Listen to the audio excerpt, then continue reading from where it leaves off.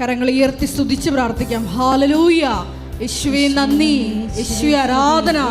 Hallelujah. മഹത്വം മഹത്വം, ആരാധന ആരാധന. ഹല്ലേലൂയ. യേശുവേ നന്ദി, യേശുവേ ആരാധന. ഹല്ലേലൂയ. മഹത്വം മഹത്വം, ആരാധന ആരാധന. യേശുവേ നന്ദി. കൃപാസനത്തില് നാളിതുവരെ ഉടമ്പടി എടുത്തു പോയിട്ടുള്ള എല്ലാ മക്കളെയും ഈ അൾത്താരയില് പ്രത്യേകമായിട്ട് സമർപ്പിച്ച് പ്രാർത്ഥിക്കുന്നു. ഏറെ പ്രത്യേകമായി ധ്യാനം നയിക്കുന്ന ബഹുമാനപ്പെട്ട VP ജോസഫ് അച്ഛനെയും ഈ ധ്യാനം എപ്പോഴെല്ലാം ഏതെല്ലാം ലോകത്തിന്റെ ഭാഗങ്ങളിൽ നിന്ന് പങ്കെടുത്ത് പ്രാർത്ഥിക്കുന്നുവോ ആ മക്കൾക്കെല്ലാം പരിശുദ്ധ അമ്മയുടെ മധ്യസ്ഥതയാൽ കർത്താവിന്റെ കൃപ അവരുടെ ജീവിതത്തില് വ്യക്തമാകുവാൻ, വ്യക്തമായി പ്രകടമാകുവാൻ കനിവുണ്ടാകണമേ എന്ന് പ്രാർത്ഥിക്കുന്നു. ഷക്കീന ടെലിവിഷനിലൂടെ ഈ ധ്യാനത്തിൽ പങ്കെടുത്ത് പ്രാർത്ഥിക്കുന്ന മക്കളെ പ്രത്യേകമായിട്ട് സമർപ്പിച്ച് പ്രാർത്ഥിക്കുന്നു. എല്ലാവർക്കും അമ്മയുടെ മധ്യസ്ഥതയാൽ ഈശോയെ വലിയ അടയാളം ലഭിച്ചുകൊണ്ട് അമ്മയുടെ പ്രത്യക്ഷീകരണത്തിന് സാക്ഷികളായി ആ മക്കളെ ഉയർത്തണമേ എന്ന് പ്രാർത്ഥിക്കുന്നു.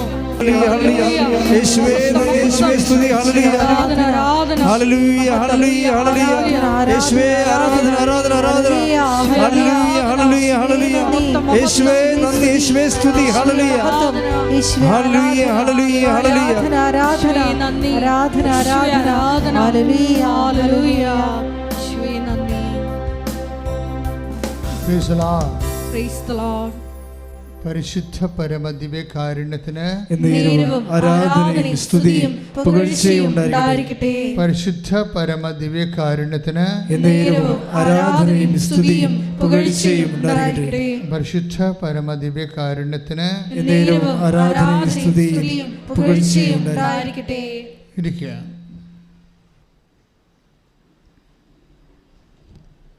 എൻ്റെ ദൈവത്തിലെ ഉടമ്പടി ധ്യാനത്തിൻ്റെ ഇന്നത്തെ സാക്ഷ്യ വിചാരം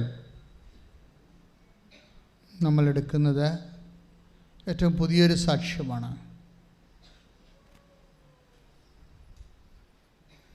വൈക്കത്തുള്ള അനിത താമരാക്ഷൻ്റെ സാക്ഷ്യം. അതാണിപ്പോഴ് ഭയങ്കര സ്പീഡായി ആൾക്കാരെ കൂടുതൽ പേര് കണ്ട് പ്രാർത്ഥിച്ചുകൊണ്ടിരിക്കുന്ന ഒരു സാക്ഷ്യമാണ്. അതിൻ്റെ താഴെയുള്ള കമൻസുകളെല്ലാം സാക്ഷ്യത്തിൻ്റെ ഉള്ളിലെ സാക്ഷ്യമായി, ടെസ്റ്റിമണി വിത്തിൻ ടെസ്റ്റിമണിയായി അനേകരിലേക്ക് കർത്ത സാന്നിധ്യം കടന്നു ചെല്ലണതാണ്. നിങ്ങൾ ആ സാക്ഷ്യം കേൾക്കാത്തവരുണ്ടെങ്കിൽ ഈ ദിവസങ്ങളിൽ അത് കേൾക്കണമെന്ന് പ്രത്യേകം അഭ്യർത്ഥിക്കുക. ആ സാക്ഷ്യത്തിൻ്റെ എന്താണ് അതിൻ്റെ ഉടമ്പടിയുടെ പെർസ്പെക്റ്റീവിൽ ആ സാക്ഷ്യം ഒരു പുനർവായനയ്ക്ക് വെക്കാൻ കാരണമെന്ന് വെച്ച് കഴിഞ്ഞാൽ ഇവർ ഗ്രൗണ്ട് സീറോ മൈനസിൽ നിൽക്കുന്ന ഒരാളാണ്. എന്ന് വെച്ച് കഴിഞ്ഞാൽ പ്രളയം വന്ന് അവരുടെ വീടെല്ലാം നഷ്ടപ്പെട്ടെ. പ്രളയം വന്ന് വീടെല്ലാം പോയി.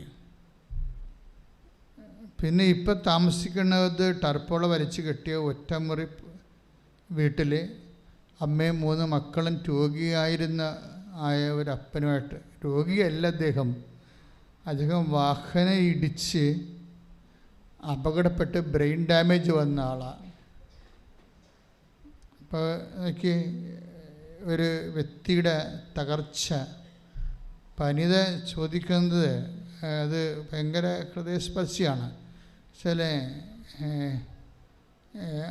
ഭർത്താവിൻ്റെ ഓർമ്മ പോകുമെന്ന് വെച്ച് കഴിഞ്ഞാൽ ഇപ്പോൾ കുറേ നാളായി ഇങ്ങനെ കിടക്കണത്. ഇപ്പോൾ ബന്ധുക്കളും സ്വന്തപ്പെട്ടവരൊക്കെ ഉള്ളവരാണ്, അവർ ശരിക്കും സഹായിക്കുന്ന ബന്ധുക്കൾ തന്നെയാണ്. പക്ഷെ നമുക്കറിയാമല്ലോ, നമുക്ക് എന്തെങ്കിലും സംഭവിച്ചാൽ എല്ലാവരും ആദ്യ സമയത്ത് എല്ലാവരും ഉണ്ടാവും. അത് കഴിഞ്ഞ് ഒരു കൊല്ലമൊക്കെ എല്ലാവരും ഒരുപോലെയൊക്കെ അതിന് ഉണ്ടാകും. പക്ഷെ പിന്നെ എല്ലാവരും അവരവരുടെ ഉത്തരവാദിത്തങ്ങളിലേക്ക് പതുക്കെ പോകും. ചിലപ്പോൾ വിളിച്ചു പോലും ചോദിക്കാത്ത രീതിയിൽ അങ്ങനെ അവർ പറയുന്നുണ്ട്, ഞാനിങ്ങനെ സമൂഹത്തിലും വീട്ടിലും ഒക്കെ ബന്ധങ്ങളുമൊക്കെ ഒറ്റപ്പെട്ട് ഉൾവലിഞ്ഞു പോയെന്ന് പറയും. ഇപ്പോൾ ഒരു വ്യക്തി ഇങ്ങനെ പടിപടിയായിട്ട് തളർന്നും തകർന്നുമൊക്കെ പോകുന്ന അവസ്ഥകൾ, ഉടമ്പടി അവരെങ്ങനെയാണ് ഇങ്ങനെ അതുപോലെ തന്നെ ഉയർത്തിക്കൊണ്ട് വരുന്നതെന്ന് നമ്മൾ ഈ ധ്യാനത്തിലൂടെ പരിശോധിക്കുകയാണ്. ഏറ്റവും അവസാനം സംഭവിച്ചത് ഭർത്താവിൻ്റെ ഓർമ്മ പോകും. ഇപ്പം നമ്മുടെ ജീവിത പങ്കാളി അല്ലെങ്കിൽ മക്കൾ നമ്മൾ ശുശ്രൂഷിക്കുമ്പോൾ അവർക്ക് നമ്മളെ ശുശ്രൂഷിക്കുമ്പോൾ നമ്മളെ ശുശ്രൂഷിക്കാൻ വേണ്ടി അവശേഷിക്കുന്ന ഒരു ഉത്തേജനം എന്ന് പറയണത് നമ്മളവരെ ശുശ്രൂഷിക്കുന്നുണ്ട് എന്ന് അവർക്ക് തോന്നണതും അവരുടെ മനസ്സിൽ നമ്മളോടുള്ള ഒരു നന്ദിയും സ്നേഹവും ഒക്കെയാണ്. പക്ഷേ അതിനൊക്കെ വേണ്ടത് ഓർമ്മയല്ലേ? ഓർമ്മ അങ്ങ് പോയാലേ ഈ രോഗി ശുശ്രൂഷയുടെ, ഇപ്പം ഞാൻ രോഗിയായിരുന്നു, നിങ്ങളെന്നെ സന്ദർശിച്ചു എന്ന് ഈശോ പറയണില്ലേ? അപ്പോൾ ഒരു ഉടമ്പടി നമ്മളത് ചെയ്യുകയും ചെയ്യുന്നുണ്ട്. അതിൽ നിന്ന് നമുക്ക് ഗ്രേസ് നമുക്ക് കിട്ടുന്നത് എന്താണ്? ദൈവകൃപ. അത് ദൈവകൃപ നമുക്ക് ലഭിക്കാൻ വേണ്ടി ഈശോ നൽകിയിട്ടുള്ള ഹോംവർക്കിൽ ഗൃഹപാഠങ്ങളിൽ ഒരു പ്രധാനപ്പെട്ട സംഭവമാണ് രോഗി പരിചരണം. ഇപ്പോൾ ഈ രോഗി പരിചരണത്തിൽ സ്വാഭാവികമായിട്ട് നമുക്ക് രോഗി പരിചരിക്കുന്നവർക്ക് അവർക്കൊരു വർക്ക്, ഒരു ജോബ് സാറ്റിസ്ഫാക്ഷൻ എന്നൊക്കെ ആൾക്കാർ പറയത്തില്ലേ? ഇപ്പം ദൈവത്തെ മാറ്റി നിർത്തിയാൽ തന്നെ കേവലമായ മനുഷ്യന് ഇങ്ങനെയൊക്കെ ചെയ്യുമ്പോൾ അവർക്ക് ഒരു ജോബ് സാറ്റിസ്ഫാക്ഷൻ ഉണ്ടാകും. പക്ഷേ നമ്മൾ ആർക്ക് വേണ്ടിയാണ് ജോലി ചെയ്യണത്? അവർക്ക് ഓർമ്മയെങ്കിലും വേണം. കുറഞ്ഞ പക്ഷം ഒരു ഓർമ്മയും ഇല്ല എന്നുണ്ടെങ്കിൽ നമുക്ക് റിട്ടേൺസ് ഒന്നും ഇല്ല എൻ്റെ അടുത്തുനിന്ന്, അല്ലേ? അവളൊരു പറയുന്നുണ്ടാകും, അവൾ പറയുന്നത്, അതായത് ഞാൻ പ്രാർത്ഥനയൊക്കെ നിർത്തിയിട്ട് കുറേ കാലമായി, ആരോട് പ്രാർത്ഥിക്കാനാണ്? ചങ്ക തകർന്ന് ഇങ്ങനെയൊക്കെ പറയണത് നമ്മൾ കേൾക്കാം ആ സാക്ഷ്യത്തിൽ. ഞാൻ ആരോട് പ്രാർത്ഥിക്കാനാണ്? സൃഷ്ടിച്ചവൻ തന്നെ എന്നോട് എൻ്റെ ഈ അവസ്ഥ കണ്ടിട്ടും എനിക്ക് ഒരു കരകയറ്റം ഇല്ലാത്തപ്പോൾ ഞാൻ പിന്നെ ആരോട് പ്രാർത്ഥിക്കാനാണ്? അങ്ങനെ ഒരു മാനസികാവസ്ഥയിൽ നിന്നുകൊണ്ടാണ് ഈ ഭർത്താവിൻ്റെ ഓർമ്മ വരെ പോണത്. അപ്പോൾ പറയണത് എനിക്ക് മാനസിക രോഗമായെന്ന് തോന്നണമെന്ന് പറയും. കാര്യം എന്താണ്? ഈ ഓർമ്മയില്ലാത്ത ആളുടെ പ്രാഥമിക കാര്യങ്ങൾ അയാൾക്ക് ഓർമ്മയില്ലല്ലോ. അപ്പോൾ പ്രാഥമിക കാര്യങ്ങളൊക്കെ കൺട്രോളില്ലാതെ പോയിക്കൊണ്ടിരിക്കും. എന്നാൽ നമ്മളതൊരു വൈഫെന്ന രീതിയിൽ ദൈവത്തെ നിർത്തിയ ഒരു ശുശ്രൂഷ അതെല്ലാം നമ്മൾ നിർവഹിക്കുമ്പോൾ ആ വ്യക്തിക്ക് ഓർമ്മയില്ലെങ്കിൽ പിന്നെ അതും ഇല്ലല്ലോ. അപ്പം ഞാൻ രോഗിയായിരുന്നു, നിങ്ങളെന്നെ സന്ദർശിച്ചു എന്ന് പറയുമ്പോൾ ചിലരെങ്കിലും ഓർമ്മയില്ലാത്ത രോഗികളെ സന്ദർശിക്കുന്നു എന്നുള്ളത് സത്യമാണ്. നമുക്കതിൽ നിന്ന് ഒരു റിട്ടേൺസുമില്ല. അതുകൊണ്ടാണ് ഞാൻ രോഗിയായിരുന്നു എന്ന് ഈശോ പറയണത്. നിൻ്റെ ഭർത്താവ് രോഗിയാണെന്ന് പറയരുതെന്ന്, ഇല്ലേ? അതാണ് take the word of God. ശ്രുതികട ഹല്ലേലൂയ. ഹല്ലേലൂയ ഹല്ലേലൂയ. യേശുവേ നന്ദി, യേശുവേ സ്തുതി. ഹല്ലേലൂയ ഹല്ലേലൂയ. യേശുവേ ആരാധന ആരാധന ആരാധന. ഹല്ലേലൂയ ഹല്ലേലൂയ ഹല്ലേലൂയ. കരയല്ലേ തളരല്ലേ, നെഞ്ചൊന്നു നീറിടല്ലേ. നിന്നെ കാണാൻ, നിന്നെ കേൾക്കാൻ നാഥനുണ്ടിവിടെ.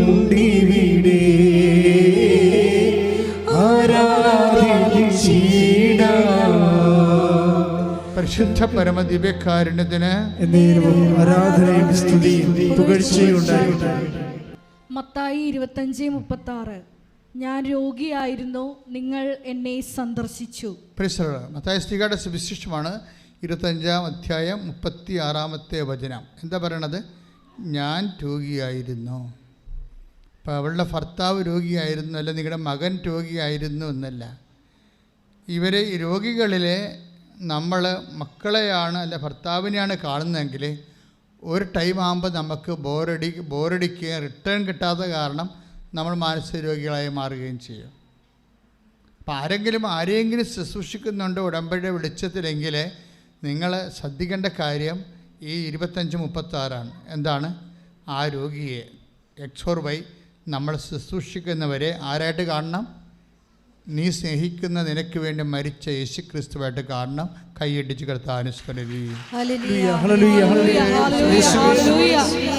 കാരുണ്യ പ്രവർത്തികൾ ചെയ്യുമ്പോൾ എന്നെ കണ്ടത് ചെയ്യുവാൻ, നാമമഹത്വത്തിനായി അത് ചെയ്യുവാൻ ഞങ്ങളെ അഭിഷേകം ചെയ്യണമേ. ഹല്ലേലൂയ ഹല്ലേലൂയ. തളരല്ലേ, നെഞ്ചൊന്നു നീറിടല്ലേ. നിന്നെ കാണാൻ, നിന്നെ കേൾക്കാൻ നാഥനുണ്ടിവിടെ. ആരാധിച്ചിടാം.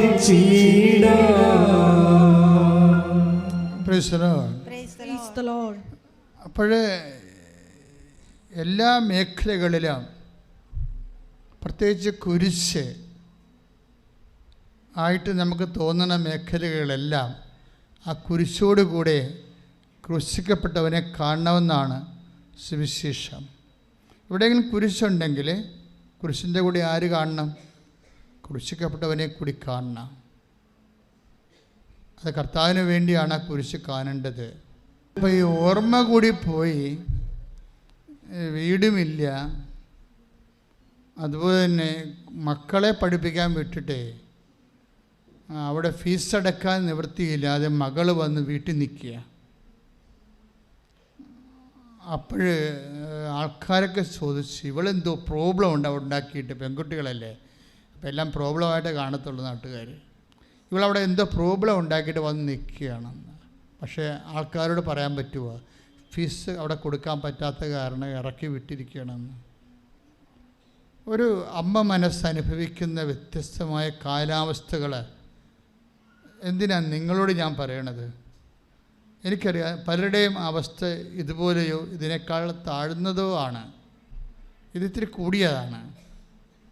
കൂടിയതാണെന്ന് പറയാൻ കാരണം ഈ സഹിക്കാൻ പറ്റാത്ത ഒരവസ്ഥയിൽ ഇവളെടുക്കുന്ന ഒരു തീരുമാനം പറയുന്നുണ്ട്. ഞങ്ങളെ കൂട്ടത്തോടെ ആത്മഹത്യ ചെയ്യാൻ തീരുമാനിച്ചെന്ന് സെപ്റ്റംബർ 2-ാം തീയതി ഡേറ്റൊക്കെ പറയുന്നുണ്ട്. അപ്പോൾ അവർ വിഷമൊക്കെ വാങ്ങിച്ച് വെച്ചു. അപ്പോൾ അവരുടെ ഒരു ഞാൻ എങ്ങനെ അച്ചായന് എങ്ങനെ ഞാൻ വിഷം കൊടുക്കും? അതാണ് പ്രശ്നം. കുഞ്ഞുങ്ങളെല്ലാം കഴിക്കാൻ തയ്യാറായി. ഒക്കെ കുഞ്ഞുങ്ങൾ വരെ കഴിക്കാൻ തയ്യാറായെന്ന് പറയുമ്പോൾ ആ കുടുംബത്തിൻ്റെ എന്തുമാത്രം സഹിക്കാനാവാത്ത അവസ്ഥയാണ്. ഉടമ്പടി എത്രയോ മനോഹരമാണെന്ന് പറയാൻ കാരണം അതാണ്. അതായത് കുഞ്ഞുങ്ങളോട് അമ്മ ഇങ്ങനെ ഒരു അവസ്ഥ ചെല്ലാൻ കാരണം ഇവർ 7 ലക്ഷം രൂപ, പാവപ്പെട്ടവരല്ലേ, 7 ലക്ഷം രൂപയ്ക്ക് ശരിക്കും പറഞ്ഞാൽ 7 കോടി രൂപയുടെ കടമുള്ളവരുടെ അവസ്ഥയാണ് അവർക്കുള്ളത്. അപ്പോൾ പലരും കടക്കാർ വിളിച്ച് ഭർത്താവിനെ മരണത്തിൽ നിന്ന് രക്ഷപ്പെടുത്താൻ വേണ്ടി കണ്ടപാട്ടുന്നൊക്കെ ഒരു കടം മേടിച്ച പലിശക്ക് അവരൊക്കെ ഇതിൻ്റെ ഇടയ്ക്ക് ഇവരെ വിളിക്കുന്നുണ്ട്. മകൾ വന്ന് വീട്ടിൽ നിൽക്കുന്നുണ്ട്. അപ്പോൾ ഇങ്ങനെ വിളിക്കുമ്പോൾ അവർ അസഭ്യമൊക്കെ പറയും ഫോണിൽ.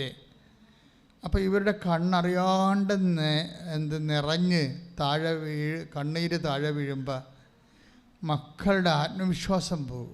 കാര്യം അവർക്കെല്ലാം ഒരു അഭയമായിരുന്നത്.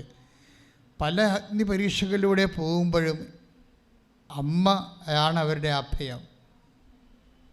അതിൻ്റെ തനിത പറയുന്നുണ്ട്. എൻ്റെ ബന്ധുക്കൾ വിലയും നിലയൊക്കെ ഉള്ളവരാണ്, പക്ഷെ എൻ്റെ മക്കളെ ഞാൻ അവരുടെ അടുത്ത് വിട്ടിട്ടില്ല. കാരണം അവർ നാളെ കാലങ്ങളിൽ ദാനങ്ങൾ സ്വീകരിച്ച് ജീവിക്കുന്ന ഒരവസ്ഥ വന്നാൽ അവർക്ക് അവിടെയൊക്കെ മുമ്പിലൊരു വില പോകും. എൻ്റെ മക്കളെ പ്രതിയാണ് ഞാൻ അങ്ങനെയൊക്കെ. എനിക്ക് തെറ്റാകാൻ ശരിയാകാം, കുഞ്ഞുങ്ങളുടെ അഭിമാനം ഓർത്തിട്ടാണ് ഞാൻ അവരോരോരുത്തും പണത്തിനൊന്നും വിടാതിരുന്നത്. ഒരു ലേഡിയാണ് അവർ. ശരിക്കും എന്ത് ബുദ്ധിയും ബോധവും ഉള്ളവരാണത്. എനിക്കത് ഭയങ്കരമായിട്ട് ഇഷ്ടപ്പെട്ടു ആ നിലപാട്. കാര്യം അവർ ആ നിലപാട് കറക്റ്റാണെന്ന് എനിക്ക് എൻ്റെ ജീവിതത്തിൽ നിന്ന് മനസ്സിലായിട്ടുണ്ട്. കാര്യം ഞാൻ സെമിനാരി പഠിക്കുന്ന സമയത്ത് എൻ്റെ ഓൺ അമ്മയുടെ അങ്ങേര് 2 ഡോക്ടറേറ്റുള്ള ആളാണ്. വത്തിക്കാനിൽ പോയി റോമിൽ പോയി പഠിച്ച് രൂപതയെ വന്ന് ഇവിടെ സെമിനാരി റെക്ടറാണ് അദ്ദേഹം. അപ്പോൾ അദ്ദേഹമാണ് എന്നെ ആദ്യകാലങ്ങളിലൊക്കെ ഫൈനാൻസായിട്ട് സപ്പോർട്ട് ചെയ്തുകൊണ്ടിരുന്നത്, പഠനകാര്യങ്ങളൊക്കെ. പക്ഷെ അങ്ങേര് ചെയ്തതെന്ന് വെച്ച് കഴിഞ്ഞാൽ അന്ന് 1979 അല്ല 76. അപ്പം അന്നത്തെ അച്ഛന്മാർ സെമിനാരിൽ താമസിക്കുന്നവർക്ക് 75 രൂപയാണ് ശമ്പളം. 75 രൂപ ശമ്പളം എന്നൊക്കെ പറഞ്ഞാൽ നിങ്ങൾക്ക് ശമ്പളം എന്ന് പറയും. ശമ്പളമല്ലേ, ഞങ്ങൾ സഭയിൽ നിന്ന് വാങ്ങിക്കുന്ന ശമ്പളമല്ല, ഞങ്ങൾക്ക് സസ്റ്റ്നൻസ് എന്ന് പറയാതെ. ഞങ്ങൾക്ക് ഉടുപ്പൊക്കെ കഴുകി ചെരുപ്പൊക്കെ പൊട്ടിയാൽ മേടിക്കാനും സോപ്പൊക്കെ മേടിക്കാനുള്ള കാശിനാണ് സസ്റ്റ്നൻസ് എന്ന് പറയുന്നത്. അതാണ് ഞങ്ങൾ സഭയിൽ നിന്ന് വാങ്ങിക്കുന്നത്. പള്ളികളിലിരിക്കുമ്പോൾ അത് തന്നെ വാങ്ങിക്കണത്, ശമ്പളമല്ല. ശമ്പളം എന്ന് എങ്ങനെ പറയാൻ പറ്റും? തൊഴിലുറപ്പുകാർക്ക് ഇതിനൊക്കെ കൂടുതൽ കിട്ടും. എന്താ അത് അത്രയും നാളെ നിങ്ങളത് മനസ്സിലാക്കാൻ വേണ്ടി ഞാൻ പറഞ്ഞതേ ഉള്ളൂ. അതായത് എന്ത് അരൂപികമായിട്ടാണ് ഇതിൻ്റെ അകത്ത് ജീവിക്കണത്. നിങ്ങൾക്കറിയാമല്ലോ, ഈ കൃപാസനത്തിന് പോലും ഞാൻ 5 പൈസ ഇന്നുവരെ വാങ്ങിച്ചിട്ടില്ല. ശുശ്രൂഷ ചെയ്യണം ഞാനാണ് ഇവിടെ. 20 കൊല്ലമായില്ലേ. വേണമെങ്കിൽ ഒരു ശുശ്രൂഷക്ക് 1000 രൂപ വെച്ച് മേടിക്കാമല്ലോ. അപ്പോഴും 20 കൊല്ലത്ത് എന്തുമാത്രം കാശ് കിട്ടും. ഐ ആം നോട്ട് ആ വിഷയത്തെക്കുറിച്ച് ഞാൻ ചിന്തിച്ചിട്ടില്ല. അത് കർത്താവിൻ്റെ പണമാണ്, ദൈവ ശുശ്രൂഷക്കുള്ളതാണെന്ന് എനിക്ക് നല്ല ബോധമുണ്ട്. പിന്നെ ഇതുപോലെ വല്ല മരുന്ന് അവലൊക്കെ വരുമ്പോൾ അവിടുന്ന് ബില്ല് കൊടുക്കുകയാണെങ്കിൽ അവരത് പേയ്മെൻറ്റ് ചെയ്യും. എന്താ പ്രശ്നം വെച്ച് കഴിഞ്ഞാൽ സഭയിലെ സ്റ്റാറ്റ്യൂട്ടറി ആയിട്ടുള്ള എല്ലാ സ്ഥലങ്ങളും നിലനിൽക്കുന്ന ഒരു രീതിയാണിത്. പിന്നെ ഞങ്ങളെ ഉടുത്ത് കുളിച്ച് മിടുക്കന്മാരായിട്ട് നടക്കുന്നത് ഞങ്ങളെ സ്നേഹിക്കുന്ന ആൾക്കാർ ലോഹയായിട്ടും ഒത്തിരി പേര്. ഇപ്പോൾ ഈ കൃപാസനം തന്നെ റൺ ചെയ്യണത് എങ്ങനെയാണ് ശരിക്കും? ഞങ്ങൾ ഇവിടെ കുർബാന പണമെന്ന് എഴുതി വെച്ചിട്ടുണ്ടോ? ഇല്ല. സ്വസ്ഥ കാശ് എടുക്കുന്നുണ്ടോ? ഇല്ല. അതേസമയം തന്നെ സംഭാവന എന്ന് എഴുതി വെച്ചിട്ടുണ്ടോ? ഇല്ല. ഒരു സംഭവം സാമ്പത്തികമായിട്ടൊരു വിഷയമില്ല. കാര്യം ചെയ്യാത്തതിൻ്റെ കാരണം ഇതൊന്നും ഈശോയ്ക്ക് ഞങ്ങൾക്ക് ശുശ്രൂഷ ചെയ്യാൻ പറ്റത്തില്ലേ? സാമ്പത്തികത്തിന് ഏതെങ്കിലും മേഖലയിൽ ഇപ്പം യൂട്യൂബ് 5 പൈസ കമ്പനിയിൽ വാങ്ങിക്കണില്ല. എത്രയോ പ്രാവശ്യം വൗച്ചർ വന്ന് മേടിക്കണില്ല. അങ്ങനെ വന്നാൽ പരിശുദ്ധാത്മാവ് പതുക്കെ ഇറങ്ങിപ്പോവും. പക്ഷേ എന്നാൽ ഇത് മെയിൻറ്റെയിൻ ചെയ്ത് പോകണില്ലേ? സൂപ്പറായിട്ട് മെയിൻറ്റെയിൻ ചെയ്ത് പോകുന്നുണ്ട്. എന്താ കാര്യം? അമ്മമാതാവ് വാരിക്കോരി കൊടുത്ത് അനുഗ്രഹിച്ച് നിലനിർത്തിയ ആൾക്കാർ കൊണ്ടുവന്ന് ഇതിൻ്റെ മെയിൻ്റനൻസിന് വേണ്ടിയും ശുശ്രൂഷകൾ ഭംഗിയായിട്ട് നടക്കാൻ വേണ്ടിയും ആവശ്യത്തിന് കൊടുത്തിട്ട് പോകുന്നുണ്ട്. പക്ഷേ ഈ വിഷയം സംസാരിക്കാറ് പോലും ഇല്ല ഇവിടെ. പുറത്തൊക്കെ ആൾക്കാർ ട്രോളൊക്കെ ചെയ്യുന്നുണ്ട്, അവർക്ക് അറിയാൻ മേലാത്തത് കൊണ്ട് നമ്മളെന്ത് പറയാനാണ്. പക്ഷേ ഇതാണ് എൻ്റെ സിറ്റുവേഷൻ. പോട്ടെ, എൻ്റെ ഒരു അവസ്ഥ ഞാൻ നിങ്ങളോട് പറഞ്ഞില്ലേ, നിങ്ങൾ ഓരോ ജീവിതത്തിൽ കടന്നു പോകുമ്പോൾ ശ്രദ്ധിക്കണം. അമ്മ അവൾ പറഞ്ഞ കറക്റ്റാണ്. ശരിക്കും അനിത പറഞ്ഞത് കറക്റ്റാണ്. എൻ്റെ അമ്മാവനൊരു ചെറിയ തെറ്റ് ചെയ്ത്. കാര്യം അമ്മാവൻ്റെ ശമ്പളം 75 രൂപയാണ്. അതിൽ 50 രൂപ എനിക്ക് സോപ്പും ബക്കറ്റും ഉടുപ്പും ഒക്കെ വാങ്ങിക്കാൻ വേണ്ടിയുള്ളതാണ്. അപ്പം അമ്മാവൻ പറയും, നീ അത് പോയി പ്രൊക്കറിൻ്റെ നിന്ന് മേടിച്ചോളാൻ പറയും. 20 രൂപ അമ്മാവനും കൊടുക്കും. 50 രൂപ പ്രൊക്കേറ്റർ എന്ന് പറയുന്നത് ട്രഷററാണ്, സെമിനാരിയിലെ പണസൂക്ഷിപ്പുകാരൻ. അതൊരു അച്ഛനാണ്. അപ്പം അങ്ങേരോട് വാങ്ങിച്ചോളാൻ പറയും. അപ്പം അങ്ങേരെടുത്ത് ഞാൻ എല്ലാ മാസവും ചെന്നിട്ട് 50 രൂപ മേടിക്കും. എന്നിട്ട് ഞാൻ കോളേജിൽ പോകുന്ന സമയത്ത് എൻ്റെ അത്യാവശ്യ കാര്യങ്ങളൊക്കെ 50 രൂപക്ക് നിൽക്കില്ല. പക്ഷേ അന്ന് 50 രൂപക്ക് വില ഉണ്ട്, 76 അല്ലേ. അത്യാവശ്യം കാര്യമൊക്കെ നടക്കും നമുക്ക്. വേറെ ആഭാടമൊന്നും നടക്കത്തില്ല. ഉടുപ്പ് കെട്ടുകളും പണ്ട് ഈ ഉജാലയൊക്കെ വാങ്ങിക്കാനുള്ള കാശ് കിട്ടും, മുക്കാനും തേക്കാനും ഒക്കെയുള്ള പരിപാടി കിട്ടും. പക്ഷേ അത് പിന്നീട് എനിക്കത് വലിയ ഭാരമായി മാറി. എന്താ കാര്യം? ഈ പ്രൊക്യുറേറ്റർ പിന്നീട് രൂപത ബിഷപ്പായപ്പോൾ ഞാൻ അച്ഛനായി. അതാണ് പ്രശ്നം. ഈ പ്രൊക്യുറേറ്ററായിരുന്നു ഈ 50 രൂപ തന്നുകൊണ്ടിരുന്ന അച്ഛൻ പിന്നീട് രൂപതയുടെ ബിഷപ്പായി. അപ്പം ഞാൻ ആരായി? ഞാൻ പഠിച്ച് അച്ഛനായി. ഈ മനുഷ്യൻ്റെ മുമ്പിൽ നമ്മൾ 50 രൂപയ്ക്ക് വേണ്ടി എത്രയോ വർഷം കൈനീട്ടിയതാണ്. അത് കാരണം പലപ്പോഴും അണ്ടർ എസ്റ്റിമേറ്റ് ചെയ്യും. അതാണ് വിഷയം. അത് അനിത പറഞ്ഞ കറക്റ്റ്. അനിത പറഞ്ഞപ്പോൾ എനിക്കത് മനസ്സിലായി. നിങ്ങൾക്കത് മനസ്സിലായെന്ന് അറിയത്തില്ല. നിങ്ങളവർക്ക് അത് വലിയ ഭാവമല്ലേ, ഉള്ളവരൊക്കെ അത് മേടിക്കണ്ടേ. പക്ഷേ അനിത പറഞ്ഞത് എന്താ പറഞ്ഞിരിക്കണത്? എൻ്റെ മക്കൾ ആടെ മുമ്പിൽ കൈനീട്ടിയ നാളെ അവിടെ മുമ്പിൽ അവർ ദാസന്മാരുടെ കാണത്തില്ലേ എന്നാ ചോദിച്ചത്. അതുകൊണ്ടാണ് അത് അമ്മയുടെ അവസ്ഥയിലാണ് ഞാനത് കാണുന്നത്. അപ്പം അതുകൊണ്ടാണ് അവർക്ക് ഒരു വല്ലാത്ത അവസ്ഥയിലൂടെ പോകുമ്പോൾ അവർ പോകത്തില്ലായിരുന്നു. ഈ കടക്കാരെ വിളിച്ച് തോന്നിവാസം പറയണില്ലേ, അപ്പോൾ ഈ മക്കൾക്കെല്ലാം എന്തെല്ലാം അഗ്നി പരീക്ഷകളിലൂടെ പോകുമ്പോഴും ഇവർ ഒറ്റക്ക് നിന്ന് പടപൊരുതി അതിനേക്ക് അതിജീവിച്ച് ഈ കുഞ്ഞുങ്ങളെയും പൊരുന്ന് പരന്ത് വരുമ്പോഴും പാമ്പ് വരുമ്പോഴും ഒക്കെ കൂടെ ചിറകി ചേർത്ത് കൊണ്ടു നടക്കുന്ന അമ്മ ഒരു നിമിഷം ഇങ്ങനെ ഫോൺ എടുക്കുമ്പോൾ കരയണത് കാണാം. അപ്പോൾ 2 മക്കളും വന്ന് കയ്യെ പിടിച്ചിട്ട് പറയും, അമ്മ എന്തെല്ലാം സംഭവിച്ചാലും അമ്മ കരയരുത്. അമ്മ കരഞ്ഞാൽ പിന്നെ ഞങ്ങൾ ചങ്ക് പറഞ്ഞു പോകും, പിന്നെ ഞങ്ങൾക്ക് ഒരു ആരംഭവും ഇല്ലാത്ത രീതിയിലാകും. അപ്പോൾ പറയും, നമുക്ക് ഒരുമിച്ച് മരിക്കാം, ഇങ്ങനെ പോകാൻ എത്ര കാലം പോകാൻ പറ്റും. അതാണ് സംഭവം. അപ്പോൾ അവരങ്ങനെ വിഷമൊക്കെ വാങ്ങിച്ച് വെച്ച് അവർക്ക് അതിൻ്റെ അകത്തൊരു മനസാക്ഷി അവർക്ക് തോന്നണില്ല. കാരണം അവരുടെ അവസ്ഥ അങ്ങനെയായിപ്പോയി. അപ്പോൾ ഈ സെപ്റ്റംബർ 2-ാം തീയതി അപ്പോൾ എന്നിട്ട് ഈ അമ്മ അനിത മക്കളോട് പറയും, അച്ഛനി എങ്ങനെ കൊടുക്കൂടാ ഞാൻ വിഷമെന്ന് ചോദിക്കും മൂത്ത മകനോട്. അപ്പോൾ അവൻ പറയും, ഞാൻ കൊടുക്കാം അച്ചായനെന്ന് പറയും. അച്ചായൻ കിടപ്പാണല്ലേ, അച്ചായൻ നമ്മളില്ലാതെ അച്ചായൻ ഇങ്ങനെ കിടന്നിട്ട് കാര്യമില്ലല്ലോ, ഞാൻ കൊടുക്കാമെന്ന് പറയും. അപ്പോൾ ഇവരെങ്ങനെ തീരുമാനിച്ച് പക്ഷേ 2-ാം തീയതി വൈകുന്നേരമായപ്പോൾ അവിടെ മൊബൈലിലേക്ക് ഒരു ലിങ്ക് വരും. എന്താ വരുന്നത്? കൃപാസനത്തിൻ്റെ ഒരു സാക്ഷ്യത്തെ ലിങ്കാണ് വരുന്നത്. നിങ്ങൾ ഓർക്കണം, നിങ്ങളെ സുവിശേഷ വേല ചെയ്യുമ്പോൾ എത്ര ആത്മാക്കൾ രക്ഷപ്പെടുന്നുണ്ടോ. ഞാൻ നിങ്ങളോട് ഷെയർ ചെയ്യാൻ പറയുമ്പോൾ നിങ്ങൾ ഓർക്കും എന്തിനാണ് ഷെയർ ചെയ്യണമെന്ന്. പക്ഷേ ദൈവം നിങ്ങളിലൂടെ പ്രവർത്തിക്കണമെങ്കിൽ നിങ്ങളത് ഷെയർ ചെയ്യുമ്പോഴല്ലേ അറിയത്തുള്ളൂ, അല്ലേ? അപ്പോൾ ഇവർ ഈ ഷെയർ ചെയ്യുമ്പോൾ ഈ ലിങ്ക് എടുത്ത് നോക്കി. അപ്പോൾ മൂത്ത മകനോടനെ ഈ മൂത്ത മകൻ ഞാൻ അപ്പന് വിഷം കൊടുക്കാമെന്ന് പറഞ്ഞവൻ പറയും, അമ്മേ നമുക്കൊന്ന് കൃപാസനത്തിൽ പോയാലാ, ചിലപ്പോൾ ഇതായിരിക്കും അവസാനത്തെ പിടിവള്ളി എന്ന് പറയും. ചിലപ്പോൾ ഇതായിരിക്കും അവസാനത്തെ പിടിവള്ളി, നമ്മുടെ അവസാനത്തെ ഒരു അഭയം. എനിക്കത് കേട്ടപ്പോൾ ഭയങ്കര സന്തോഷം തോന്നി.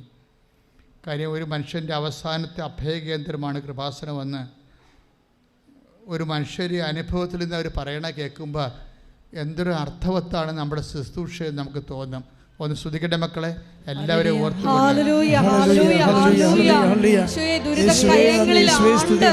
എങ്ങനെ മുന്നോട്ട് പോകുമെന്ന് അറിയാതെ വിഷമിക്കുന്ന എല്ലാ കുടുംബങ്ങളെയും പ്രത്യേകമായി ആരാധനയിൽ സമർപ്പിച്ച് പ്രാർത്ഥിക്കുന്നു.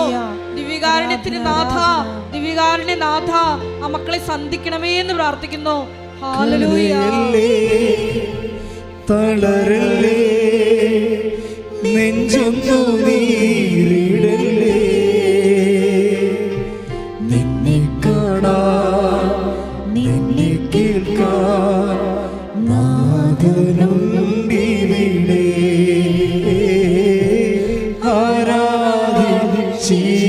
ആരാധിച്ചിടാം, കരയല്ലേ, തളരല്ലേ, നെഞ്ചൊന്നു നീരിടല്ലേ, നിന്നെ കാണാൻ നിന്നെ കേൾക്കാൻ നാഥനുണ്ടിവിടെ.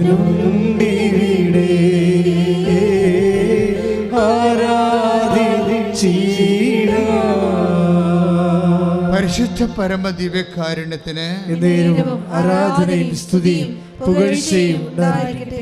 അപ്പോൾ പിറ്റേ ദിവസം വന്നിട്ട് അനിയത്തി തന്നെ ഇവരെ വിളിക്കും. ഇവൻ്റെ അനിയത്തി ഇവരെ സഹായിച്ചുകൊണ്ട് പല കാര്യങ്ങളും എങ്ങനെ സഹായിച്ചിട്ട് കടലിൽ കല്ലിടണ പോലെയുള്ള അവസ്ഥയാണ്. അതാണ് അവസ്ഥയെ. അപ്പോൾ അനിയത്തി, അപ്പോൾ എല്ലാ ബന്ധുക്കളും അവർ നന്നായിട്ടാണ് സംസാരിക്കണം. പക്ഷേ കടലിൽ കൊണ്ട് കല്ലിടണ പോലെയാണ് സഹായങ്ങളൊക്കെ, ഒന്നും കാണുകയില്ല. അപ്പോൾ അനിയത്തി വരും. അനിയത്തിയോട് വരുമ്പോൾ അനിയത്തി പറയും, ഞങ്ങൾ കൃപാസനത്തിൽ പോകണു, ചെടുത്തി വരുന്നുണ്ടെന്ന് പിറ്റേ ദിവസം വന്ന് ചോദിക്കും. അപ്പോൾ ഇവള് പറയാം, അനിയത്തിയല്ലേ, സ്വതന്ത്രമായിട്ട് സംസാരിക്കുക. ഞാൻ പറയും, എടി എൻ്റെ കാശില്ല. അപ്പോൾ പറയും, ഞാൻ എടുത്തോളാം ചേച്ചിയുടെ കാശെന്ന് പറയും. അപ്പം അവർക്ക് വണ്ടിക്കൂലി കൊടുത്തുകൊണ്ട് അനിയത്തി ചേടത്തിനെ കൊണ്ടുവരും. അങ്ങനെ ഇവിടെ വന്ന് ഇവർ കണ്ടെല്ലാം കേട്ട് മനസ്സിലാക്കി അവർ ഉടമ്പടി ചെയ്യും. ഉടമ്പടി ചെയ്യുമ്പോൾ പിന്നത്തെ കാര്യം നിങ്ങൾ കേൾക്കേണ്ടതാണ്. ശരിക്കും ഇവരുടെ അവസ്ഥ ഞാൻ കാണുന്നില്ലേ? ഇനി ദൈവം ഒരു വ്യക്തി ഇങ്ങനെ 0 നിന്ന് എങ്ങനെയാണ് പരിശുദ്ധ അമ്മ അവരെ ഉയർത്തിക്കൊണ്ട് വരണമെന്നറിയാം. അപ്പം നിങ്ങൾ ഉടമ്പടി ചെയ്യുമ്പോൾ എന്താ സംഭവിക്കുന്നത്? നിങ്ങൾ ദൈവത്തിൻ്റെ അസൽ ബന്ധുക്കളായി മാറുകയാണ്. അല്ലേ? വാഗ്ദാനപ്രകാരമുള്ള ബന്ധുക്കൾ. നമുക്ക് 2 തരത്തിലാണ് ദൈവത്തിൻ്റെ മക്കളാകണത്. ദൈവത്തിന് 2 ബൈബിൾ അനുസരിച്ച് 2 തരത്തിലാണ് മക്കളാകണത്. ഒന്ന് വംശപ്രകാരം. ഇപ്പം നമ്മുടെ കുടുംബങ്ങളൊക്കെ നടക്കുന്ന വംശപ്രകാരമല്ലേ നമ്മൾ മക്കളാകണത്. പിന്നെ എന്താണ്? വാഗ്ദാനപ്രകാരം. ഉടമ്പടി എടുക്കുമ്പോൾ എന്താ സംഭവിക്കും? ഉടമ്പടി എടുക്കുമ്പോൾ നീ ആദ്യമായിട്ടും നീ ചിലപ്പോൾ ഒരു നോൺ ക്രിസ്ത്യൻ അല്ല, നോൺ ക്രിസ്ത്യൻ അല്ല, നോൺ ബാപ്റ്റിസ്റ്റ് ആയിട്ടുള്ള ആളാണ്. പക്ഷേ നീ ഉടമ്പടി എടുക്കുമ്പോൾ നീ എന്താ സംഭവിക്കുന്നത്? ബാപ്റ്റിസ്റ്റ് ആയിട്ടുള്ള ആളെപ്പോലെ തന്നെ നിനക്ക് ദൈവത്തിൻ്റെ മകനും മകളുമായി മാറുകയാണ്. അതെന്ത് വകുപ്പിലാണ് അങ്ങനെ വേണ്ടത്? വംശപ്രകാരമല്ല, പിന്നെന്താണ്? വാഗ്ദാനപ്രകാരം. ബൈബിൾ നമ്മുടെ മുമ്പിൽ വെക്കുന്ന ഒരു വലിയൊരു സ്വർഗീയമായ സാധ്യതയാണ്. എനിക്ക് തോന്നുന്നത് റോമ 9:8. ശ്രുതികട ഹല്ലേലൂയ. വംശമുറയ്ക്കുള്ള മക്കളല്ല ദൈവത്തിന്റെ മക്കൾ, പ്രത്യുത ശ്രുതികട ഹല്ലേലൂയ. ഹല്ലേലൂയ, മഹത്വം, മഹത്വം, ആരാധന, ആരാധന, സ്തുതി, ഹല്ലേലൂയ, ഹല്ലേലൂയ, ഹല്ലേലൂയ, ഹല്ലേലൂയ, ഹല്ലേലൂയ, ഹല്ലേലൂയ, മഹത്വം, മഹത്വം, ആരാധന. റോമാലേഖനം 9:8 വായിച്ചേ. വംശമുറയ്ക്കുള്ള മക്കളല്ല, ഒന്ന് പറഞ്ഞേ. വംശമുറക്കുള്ള മക്കളല്ല, വംശമുറയ്ക്കുള്ള മക്കളല്ല, ദൈവത്തിന്റെ മക്കൾ, ദൈവത്തിന്റെ മക്കൾ, പ്രത്യുത വാഗ്ദാനപ്രകാരം ജനിച്ചവരാണ്, വാഗ്ദാനപ്രകാരം ജനിച്ചവരാണ് യഥാർത്ഥ മക്കളായി കണക്കാക്കപ്പെടുന്നത്. ആ ബൈബിളിൻ്റെ അപ്രോച്ച് അതാണ്. വംശമുറക്കുള്ള മക്കളെ അല്ല ബൈബിള് യഥാർത്ഥ മക്കളെ കാണുന്നത്. പിന്നെ ആരാണ് കാണുന്നത്? ദൈവത്തിൻ്റെ മക്കളെ. വംശമുറക്കുള്ള മക്കൾ മനുഷ്യന്മാരുടെ മക്കളല്ലേ. പക്ഷെ ദൈവത്തിൻ്റെ മക്കളായി കാണുന്നത് എങ്ങനെയാണ്? വംശമുറക്കുള്ളതല്ല. റോമ 9:8 എന്താ പറയണത്? വാഗ്ദാനപ്രകാരമുള്ള, പറഞ്ഞേ, വാഗ്ദാനപ്രകാരമുള്ള മക്കളാണ് യഥാർത്ഥ ദൈവത്തിൻ്റെ മക്കള്. അപ്പൊ അനിത ഉടമ്പടി ചെയ്തപ്പോൾ ഉടനെ അനിതയും മക്കളും ദൈവത്തിൻ്റെ മക്കളായി മാറുകയാണ്. അതാണ് വിഷയം. അത് നിങ്ങൾ അറിയണം ഇതിൻ്റെ അകത്ത് എന്തുകൊണ്ടാണ് ഇങ്ങനെ വരണമെന്ന്. അപ്പോൾ മക്കളാണെങ്കിൽ പിന്നെ എന്താ സംഭവിക്കണത്? ഉടനെ അവകാശികളാകും. Take the word of God. ശ്രുതികട ഹല്ലേലൂയ, ഹല്ലേലൂയ, ഹല്ലേലൂയ, ഹല്ലേലൂയ, യേശുവേ നന്ദി, ഹല്ലേലൂയ, ഹല്ലേലൂയ, ഹല്ലേലൂയ. യേശുവേ ആരാധന, കരയല്ലേ, തളരല്ലേ, നെഞ്ചൊന്നു നീരിടല്ലേ, നിന്നെ കേൾക്കാൻ നാഥനുണ്ടിവിടെ,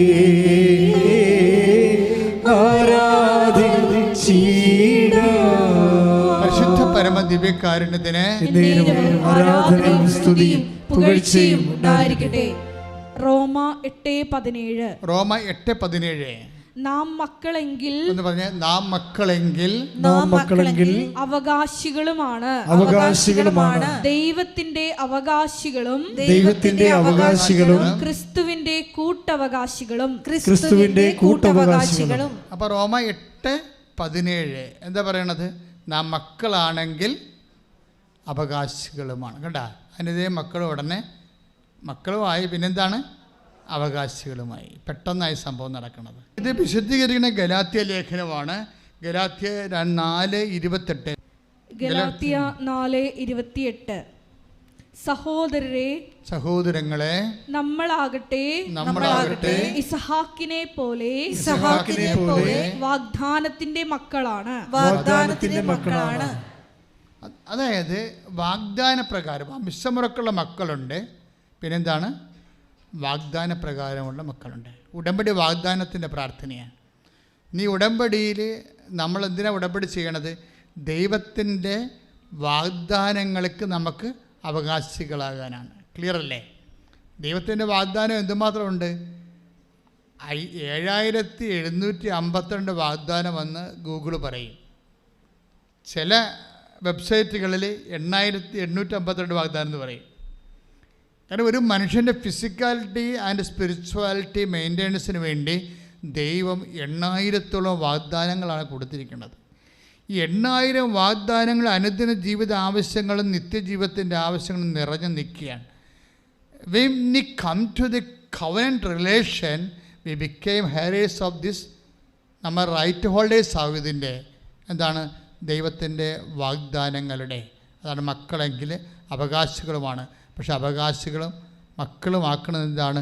ഉടമ്പടിയാണ്. ഉടമ്പടി വഴി വാഗ്ദാനങ്ങളിലൂടെയാണ് നമ്മൾ പ്രാപിച്ചുകൊണ്ടാണ് ദൈവത്തിൻ്റെ മക്കളാകുമ്പോൾ അവകാശികളുമാകും. അനിത ഉടമ്പടി എടുക്കുമ്പോൾ വാഗ്ദാന പ്രകാരം ദൈവത്തിൻ്റെ മകളുമായി ആ കുടുംബം മുഴുവൻ ദൈവത്തിൻ്റെ മക്കളായിട്ട് പിന്നെന്തായി? ദൈവത്തിൻ്റെ വാഗ്ദാനങ്ങളുടെ അവകാശികളാകും. ഇത് ആദ്യം മുതലുള്ള ഏത് വാഗ്ദാനം എന്ന് ചോദിച്ചു കഴിഞ്ഞാൽ ആദ്യം മുതലേ വാഗ്ദാനം ഉണ്ടാവും. ഇപ്പോൾ ഉൽപ്പത്തി പുസ്തകത്തിൻ്റെ 17:26 ഈ വാഗ്ദാനമുണ്ട്. 17:16 ഉൽപ്പത്തി പുസ്തകം 17:16 എടുത്ത് ശ്രുതികട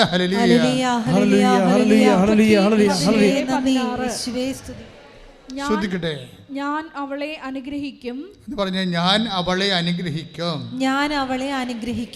അവളിൽ നിന്ന് ഞാൻ നിനക്ക് ഒരു പുത്രനെ തരും. അവളെ ഞാൻ അനുഗ്രഹിക്കും. അവൾ ജനതകളുടെ മാതാവാകും. വാഗ്ദാനം കണ്ട. അതായത് ഇത് ശരിക്കും പറഞ്ഞാൽ ഇസഹാക്കിനെ കുറിച്ച് പറയണതാണ്. പക്ഷേ ഇസഹാക്കിന് സാറാക്കിന് യോജിക്കണില്ല. ഇത് യോജിക്കണത് എന്താ കാര്യം വെച്ച് കഴിഞ്ഞാൽ ജനതകളുടെ മാതാവാകും എന്ന് പറഞ്ഞെങ്കിലും ഒരു കംപ്ലീറ്റ് പൂർണ്ണ മാതാവാകത്തില്ല അവർ. അതെന്താ കാര്യം എന്ന് വെച്ച് കഴിഞ്ഞാൽ അതിനുള്ള കാരണം വെച്ച് കഴിഞ്ഞാൽ ഇവരുടെ ഭാഗത്തുനിന്ന് വന്നിട്ടുള്ള മാനുഷികമായ ന്യൂനതകൾ ഭയങ്കരമാണ്. സാറയുടെ ഭാഗത്തുനിന്നായാലും ശരി. എന്താ കാര്യം എന്ന് വെച്ച് കഴിഞ്ഞാൽ ഇപ്പം നമ്മൾ 17 ഒന്ന് വായിച്ചോളൂ. ജനസിസ് ഉൽപ്പത്തി 17:16 വായിച്ചോളൂ. ഞാൻ അവളെ അനുഗ്രഹിക്കും. അവളിൽ നിന്ന് ഞാൻ നിനക്ക് ഒരു പുത്രനെ തരും. അവളെ ഞാൻ അനുഗ്രഹിക്കും. അവൾ ജനതകളുടെ മാതാവാകും. അപ്പം ഞാൻ അവളെ അനുഗ്രഹിക്കും. അവളിൽ നിന്ന് ഞാൻ നിനക്കൊരു പുത്രനെ തരും. അവൾ ജനതകളുടെ മാതാവാകും എന്നൊക്കെ പറഞ്ഞാലേ ഇത് പെട്ടെന്ന് മനസ്സിലാകണത് എന്താണെന്നറിയാവുക? ഇത് അമ്മയുമായി ചേർത്ത് വെച്ചാലേ പെട്ടെന്ന് മനസ്സിലാകത്തുള്ളത്. മറിയത്തിലൂടെ ദൈവം കൊടുത്തൊരു വാഗ്ദാനമാണിത്. അതറിയണമെങ്കിൽ ജനതകളുടെ മാതാവാകും എന്ന് പറഞ്ഞാൽ ഇപ്പം ഞാൻ പണ്ടൊരു പള്ളിയിലിരിക്കുമായിരുന്നു. 5 കൊല്ലം അവിടെ വികാരിയായിട്ടിരുന്ന ആ പള്ളിയുടെ പേര് ദൈവജനമാതാവാണ്. ജനതകളുടെ മാതാവ്. അത് സഭയുടെ ഏറ്റവും വലിയൊരു സങ്കല്പമാണ്. ജനതകളാണ്, അല്ലാതെ ക്രിസ്ത്യൻസിൻ്റെ മാതാവ് എന്നല്ല പറയണത്. ജനതകളുടെ മാതാവാണ്. മനുഷ്യ മക്കളുടെ എല്ലാവരുടെയും മാതാവാണ്. ശ്രുതികട്ടെ ഹല്ലേലൂയ.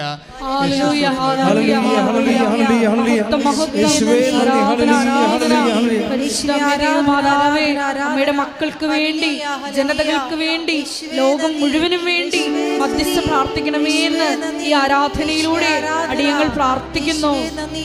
ആരാധന. ഹല്ലേലൂയ. ഇനി ഇതന്നെ അവളിലൂടെ അവൾ നിനക്കൊരു പുത്രനെ വായിച്ചോളൂ. ശ്രുതികട്ടെ ഹല്ലേലൂയ. യേശുവേ ആരാധന. Hallelujah hallelujah. മഹത്വം മഹത്വം, ആരാധന ആരാധന. ഹാലലൂയ. മഹത്വം മഹത്വം, ആരാധന ആരാധന. ഹാലലൂയ. അതായത് ജനേസിസ് 17:16 ഞാൻ അവളെ അനുഗ്രഹിക്കും. പറഞ്ഞേ, ഞാൻ അവളെ അനുഗ്രഹിക്കും. അവളിൽ നിന്ന് ഞാൻ നിനക്ക് ഒരു പുത്രനെ തരും. ഒരു പുത്രനെ തരും. ഇത് യേശുവാണെന്ന് നമ്മുടെ മനസ്സിൽ നമ്മൾ അംഗീകരിച്ചു കഴിഞ്ഞാൽ പിന്നെ കാര്യം കുറച്ച് എളുപ്പമാകും. എന്താ കാര്യം? ഈ വാഗ്ദാനങ്ങളെല്ലാം നമ്മൾ ജനതകളെ പ്രാപിക്കുന്നത് ഇസഹാക്കിലൂടെ അല്ല, യേശുവിലൂടെയാണ്. അതുകൊണ്ടാണ് കൊറിന്ത്യൻസ് പറയുകയെ, അതായത് സകല വാഗ്ദാനങ്ങളും ക്രിസ്തുവിൽ അതെ എന്നാണ്. ശ്രുതികടെ take the word of God. ശ്രുതികടെ ഹല്ലേലൂയ ഹല്ലേലൂയ ഹല്ലേലൂയ ഹല്ലേലൂയ. യേശുവേ ശ്രുതികടെ നന്ദി. ശ്രുതികടെ ഹല്ലേലൂയ. യേശുവേ ആരാധന ഹല്ലേലൂയ ആരാധന ഹല്ലേലൂയ ആരാധന. ഹല്ലേലൂയ. യേശുവേ യേശുവേ സ്തുതി. ഹല്ലേലൂയ ഹല്ലേലൂയ ഹല്ലേലൂയ. 2 കൊരിന്ത്യൻസ് 1:20 ദൈവത്തിന്റെ സകല വാഗ്ദാനങ്ങളും, പറഞ്ഞ ദൈവത്തിന്റെ സകല വാഗ്ദാനങ്ങളും സകല വാഗ്ദാനങ്ങളും ക്രിസ്തുവിൽ അതേ എന്ന് തന്നെ. ക്രിസ്തുവിൽ അതേ എന്ന് തന്നെ. അതുകൊണ്ട് തന്നെയാണ് ദൈവമഹത്വത്തിന് അവൻ വഴി ഞങ്ങൾ ആമേൻ പറയുന്നത്. അപ്പൊ ഈ 2 വചനങ്ങൾ ഇപ്പൊ ഇതിന് എന്തിനോട് യോജിക്കേണ്ടത്? ഞാൻ അവളെ അനുഗ്രഹിക്കും. അതായത് ജനേസിസ് 17, ഉൽപ്പത്തി 17:16 കൂടെയാണ് 2 കൊരിന്ത്യൻസ് 1:20 ചേർത്ത് വെക്കേണ്ടത്. എന്നാൽ മാത്രമേ വാഗ്ദാനത്തിൻ്റെ അർത്ഥം കൃത്യമായിട്ട് മനസ്സിലാകത്തുള്ളൂ. എന്താ കാര്യം വെച്ച് കഴിഞ്ഞാൽ, വാഗ്ദാനപ്രകാരമുള്ള സന്തതികളെ പരിശുദ്ധ അമ്മയിലൂടെയാണ് ലോകത്തിന് വരണത്. ഈശോ ആണ് ആദ്യ സന്തതി, പ്രഥമജാതൻ എന്ന് പറയുന്നത്. ഈശോയാണ് വാഗ്ദാനങ്ങളുടെ സാകല്യം. അതുകൊണ്ട് 2 കൊരിന്ത്യൻസ് 1:20 പറയും. എന്താ പറയണത്? സകല വാഗ്ദാനങ്ങളും, പറഞ്ഞേ, സകല വാഗ്ദാനങ്ങളും ക്രിസ്തുവിൽ അതെ എന്ന് തന്നെയാണ്. അപ്പൊ ദൈവത്തിന്റെ മുഴുവൻ വാഗ്ദാനങ്ങളും നമുക്ക് ലഭിക്കണത് ആരിൽ നിന്നാണ്? അമ്മയിൽ നിന്ന് പിറന്ന ക്രിസ്തുവിലൂടെയാണ്. അതാണ് എൻ്റെ വിഷയം. ഈ അമ്മയ്ക്ക് അനുഗ്രഹം എങ്ങനെ കിട്ടുന്നതാണ്? അത് ജനേസിസിൽ നിന്ന് കിട്ടുന്നതാണ്. ഞാൻ അവളെ അതായത് ഉൽപ്പത്തി 17:16 അതായത് ഞാൻ അവളെ അനുഗ്രഹിക്കും. പറഞ്ഞേ, ഞാൻ അവളെ അനുഗ്രഹിക്കും. അവളിൽ നിന്ന് ഞാൻ നിനക്ക് ഒരു പുത്രനെ തരും. അവൾ ജനതകളുടെ മാതാവായിരിക്കും. ഇതൊരു പാരലൽ ടെസ്റ്റ് ആണെന്നാണ് ഞാൻ പറയണത്. കത്തോലിക്ക പ്രബോധനം അല്ല, പക്ഷേ ഇതൊരു പാരലൽ ടെസ്റ്റാണ്. ബൈബിളിൽ എപ്പോഴും ഉണ്ടാകുന്ന വിഷയം ഷാഡോ വേഴ്സ് ഉണ്ടാവും, പാരലൽ ടെസ്റ്റ് ഉണ്ടാവും. പുതിയ നിയമത്തിലെ അഭിഷേക യാഥാർത്ഥ്യങ്ങളും രക്ഷാകര സംഭവങ്ങൾക്കെല്ലാം പാരലൽസ് ഉണ്ടാവും. സമാന്തര സുവിശേഷങ്ങൾ എന്ന് നമ്മൾ പറയുന്ന പോലെ സമാന്തര വചനങ്ങൾ. മാതാവിൻ്റെ മാതൃത്വത്തെ ലോക ജനതയുടെ പൊതുമാതാവായി പരിശുദ്ധ അമ്മയെ സുവിശേഷം ദൈവവചനം പ്രതിഷ്ഠിക്കുന്നതിൻ്റെ ഒരു സമാന്തര ടെസ്റ്റാണിത്. ആ രീതി വായിക്കുമ്പോഴാണ് ഈ 2 കൊരിന്ത്യൻസ് 1:20 എന്താണ്? സകല വാഗ്ദാനങ്ങളും, പറഞ്ഞേ, സകല വാഗ്ദാനങ്ങളും ക്രിസ്തുവിൽ അതേ എന്നാണ്. അപ്പൊ എന്ത് ഉടമ്പടിയിലേക്ക് നമ്മൾ വരുമ്പോൾ നമ്മൾ എന്താ ചെയ്യണത്? വംശമുറക്കുള്ള ഇപ്പം 8:9 റോമ 8:9 എന്താ പറയണത്? വംശമുറക്കുള്ള സന്തതി പരമ്പരകളുണ്ടാകും. അതേസമയം തന്നെ വാഗ്ദാനപ്രകാരമുള്ള സന്തതി പരമ്പരകളുണ്ടാകും. സ്വാഭാവികമായിട്ട് മാനുഷികമായി പറഞ്ഞാൽ ബൈ മെറിറ്റ് നമുക്ക് സന്താനം ഉണ്ടാകുന്നത് വംശമുറക്കാണ്. ബൈ ഗ്രേസ് ഉടമ്പടി എന്താ വർക്ക് ചെയ്യണത്? Not by merit but by grace. ഈ നമ്മൾ റോമ 9:8 വായിച്ചേ. ശ്രുതികട്ടെ ഹല്ലേലൂയ. വംശമുറയ്ക്കുള്ള മക്കളല്ല, ഒന്ന് പറഞ്ഞേ, വംശമുറക്കുള്ള മക്കളല്ല, ദൈവത്തിന്റെ മക്കൾ. പ്രത്യുത വാഗ്ദാനപ്രകാരം ജനിച്ചവരാണ് യഥാർത്ഥ മക്കളായി കണക്കാക്കപ്പെടുന്നത്. അപ്പോൾ വാഗ്ദാനപ്രകാരം ജനിച്ച മക്കളാണ് ആര്? ദൈവത്തിൻ്റെ മക്കള്. ദൈവത്തിൻ്റെ മക്കളാണ് ദൈവത്തിൻ്റെ അവകാശികൾ. ഈ മക്കളുടെ പ്രഥമ അവകാശം എന്താണ്? ക്രിസ്തുവാണ്. കാര്യം എന്താണ്? സകല വാഗ്ദാനങ്ങളും ക്രിസ്തുവിലാണ് ആമേൻ പറയണത്. ഈ വചനത്തിൻ്റെ ഈ ലിങ്ക് പോകുന്ന പശ്ചാത്തലത്തിലാണ് നമ്മൾ യോഹന്നാൻ 19:27 വായിച്ചാൽ കുറച്ചുകൂടി ഒരു വെളിച്ചം കിട്ടും നമുക്ക്. യോഹന്നാൻ 19:27 ശ്രദ്ധിക്കട്ടെ. യോഹന്നാൻ 19:27 അനന്തരം അവൻ ആ ശിഷ്യനോട് പറഞ്ഞു. അനന്തരം അവൻ ആ ശിഷ്യനോട് പറഞ്ഞു, ഇതാ നിന്റെ അമ്മ. അപ്പോൾ മുതൽ ആ ശിഷ്യൻ അവളെ സ്വന്തം ഭവനത്തിൽ സ്വീകരിച്ചു. Price the Lord. ഇതാണ് അന്ന് മുതലാണ് പുതിയ ജനത ഉണ്ടാകുന്നത്. ക്രിസ്തുവിൽ വിശ്വസിക്കുന്നവരെല്ലാം ദൈവത്തിൻ്റെ എല്ലാ വാഗ്ദാനങ്ങൾക്കും അവകാശികളായി മാറുന്നു. ഞാൻ അവളെ അനുഗ്രഹിക്കും, അവളിൽ നിന്ന് ഞാൻ നിനക്ക് ഒരു പുത്രനെ തരും. അവളെ ഞാൻ അനുഗ്രഹിക്കും, അവൾ ജനതകളുടെ മാതാവാകും. Price the Lord. അവളിൽ നിന്ന് ജനതകളുടെ രാജാക്കം ഉത്ഭവിക്കും. Praise the lord. ഹല്ലേലൂയ. ഇതെല്ലാം എബ്രാഹത്തിന് കൊടുക്കുന്ന വാഗ്ദാനങ്ങളാണ്. പക്ഷേ ഇസ്ഹാക്കിലൂടെ അത് നിറവേറണില്ല എന്നുള്ളത് സത്യമായ കാര്യമാണ്.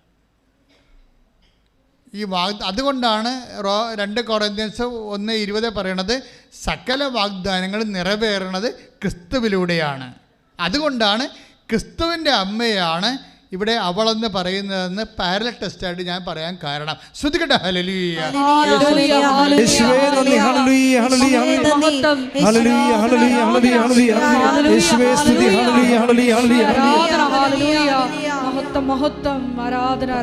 പരിശുദ്ധ പരമദിവ്യകാരുണ്യത്തിന് പരിശുദ്ധ പരമദിവ്യകാരുണ്യത്തിന് പരിശുദ്ധ പരമദിവ്യകാരുണ്യത്തിന്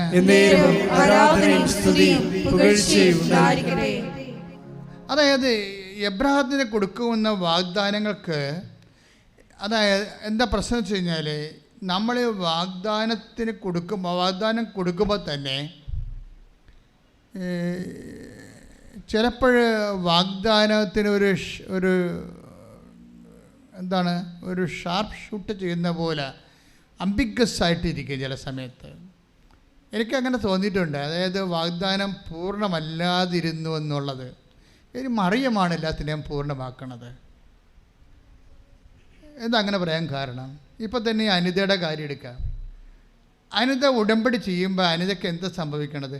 പെട്ടെന്നാണ് ടൈം. ഇപ്പോൾ ഇത്രയും നാളിൻ്റെ അനിതയുടെ അവസ്ഥ നിങ്ങൾ കണ്ടില്ലേ? ഇപ്പം എന്താ സംഭവിക്കണം? അനിതയ്ക്ക് വരാൻ പോണത് ഉടമ്പടി എടുത്തോടു കൂടി അവൾ പറയണത് ഉടമ്പടി ചെയ്തതോടുകൂടി എന്തോ എൻ്റെ ജീവിതത്തിൽ സംഭവിക്കാൻ പോകുന്ന പോലെ എനിക്ക് തോന്നാൻ തുടങ്ങിയെന്ന്. അതായത് അത് ഈ സഞ്ചാരി മാതാവിൻ്റെ ഒരു പ്രത്യേകതയാണ്. അത് ഇപ്പോൾ ഈ അനിത മാത്രമല്ല, ഒത്തിരി പേർ റിപ്പോർട്ട് ചെയ്യുന്നുണ്ട്. ഉടമ്പടി എടുത്തു കഴിയുമ്പോൾ മാതാവ് ഇങ്ങനെ കൂടെ നിൽക്കുന്ന കാരണം, കൂടെ വരുന്ന കാരണം അവരെ ഒരു പണ്ടില്ലാത്തൊരു ആത്മവിശ്വാസം ഇങ്ങോട്ട് കയറും. ആത്മധൈര്യം വരും. ആത്മധൈര്യം വരുമ്പോൾ എപ്പോഴും നിങ്ങൾ ഓർക്കണം, നിങ്ങൾക്കൊരു ആത്മധൈര്യം വന്നാൽ അതിൻ്റെ അർത്ഥം ദൈവ സാന്നിധ്യം വരുമ്പോഴാണ് നമുക്ക് ആത്മധൈര്യം വരണത്. ഈ ആത്മധൈര്യം ഈ ഉടമ്പടിയിൽ ഭയങ്കരമായ രീതിയിൽ വിശ്ലേഷിക്കേണ്ട ഒരു പരീക്ഷണ വസ്തുവാണ് ആത്മധൈര്യം. എന്നാൽ ജോഷുവയുടെ പറയുന്നതാണ് ശക്തനും ധീരനുമായിരിക്കുക, അല്ലേ? 1:9 നമ്മൾ വായിക്കണല്ലേ ജോഷുവ, അല്ലേ? വായിച്ച് ശ്രദ്ധിക്കട്ടെ. ജോഷുവ 1:9 ശക്തനും ധീരനുമായിരിക്കണമെന്നും ഭയപ്പെടുകയോ പരിഭ്രമിക്കുകയോ ചെയ്യരുതെന്നും നിന്നോട് ഞാൻ കൽപ്പിച്ചിട്ടില്ലയോ?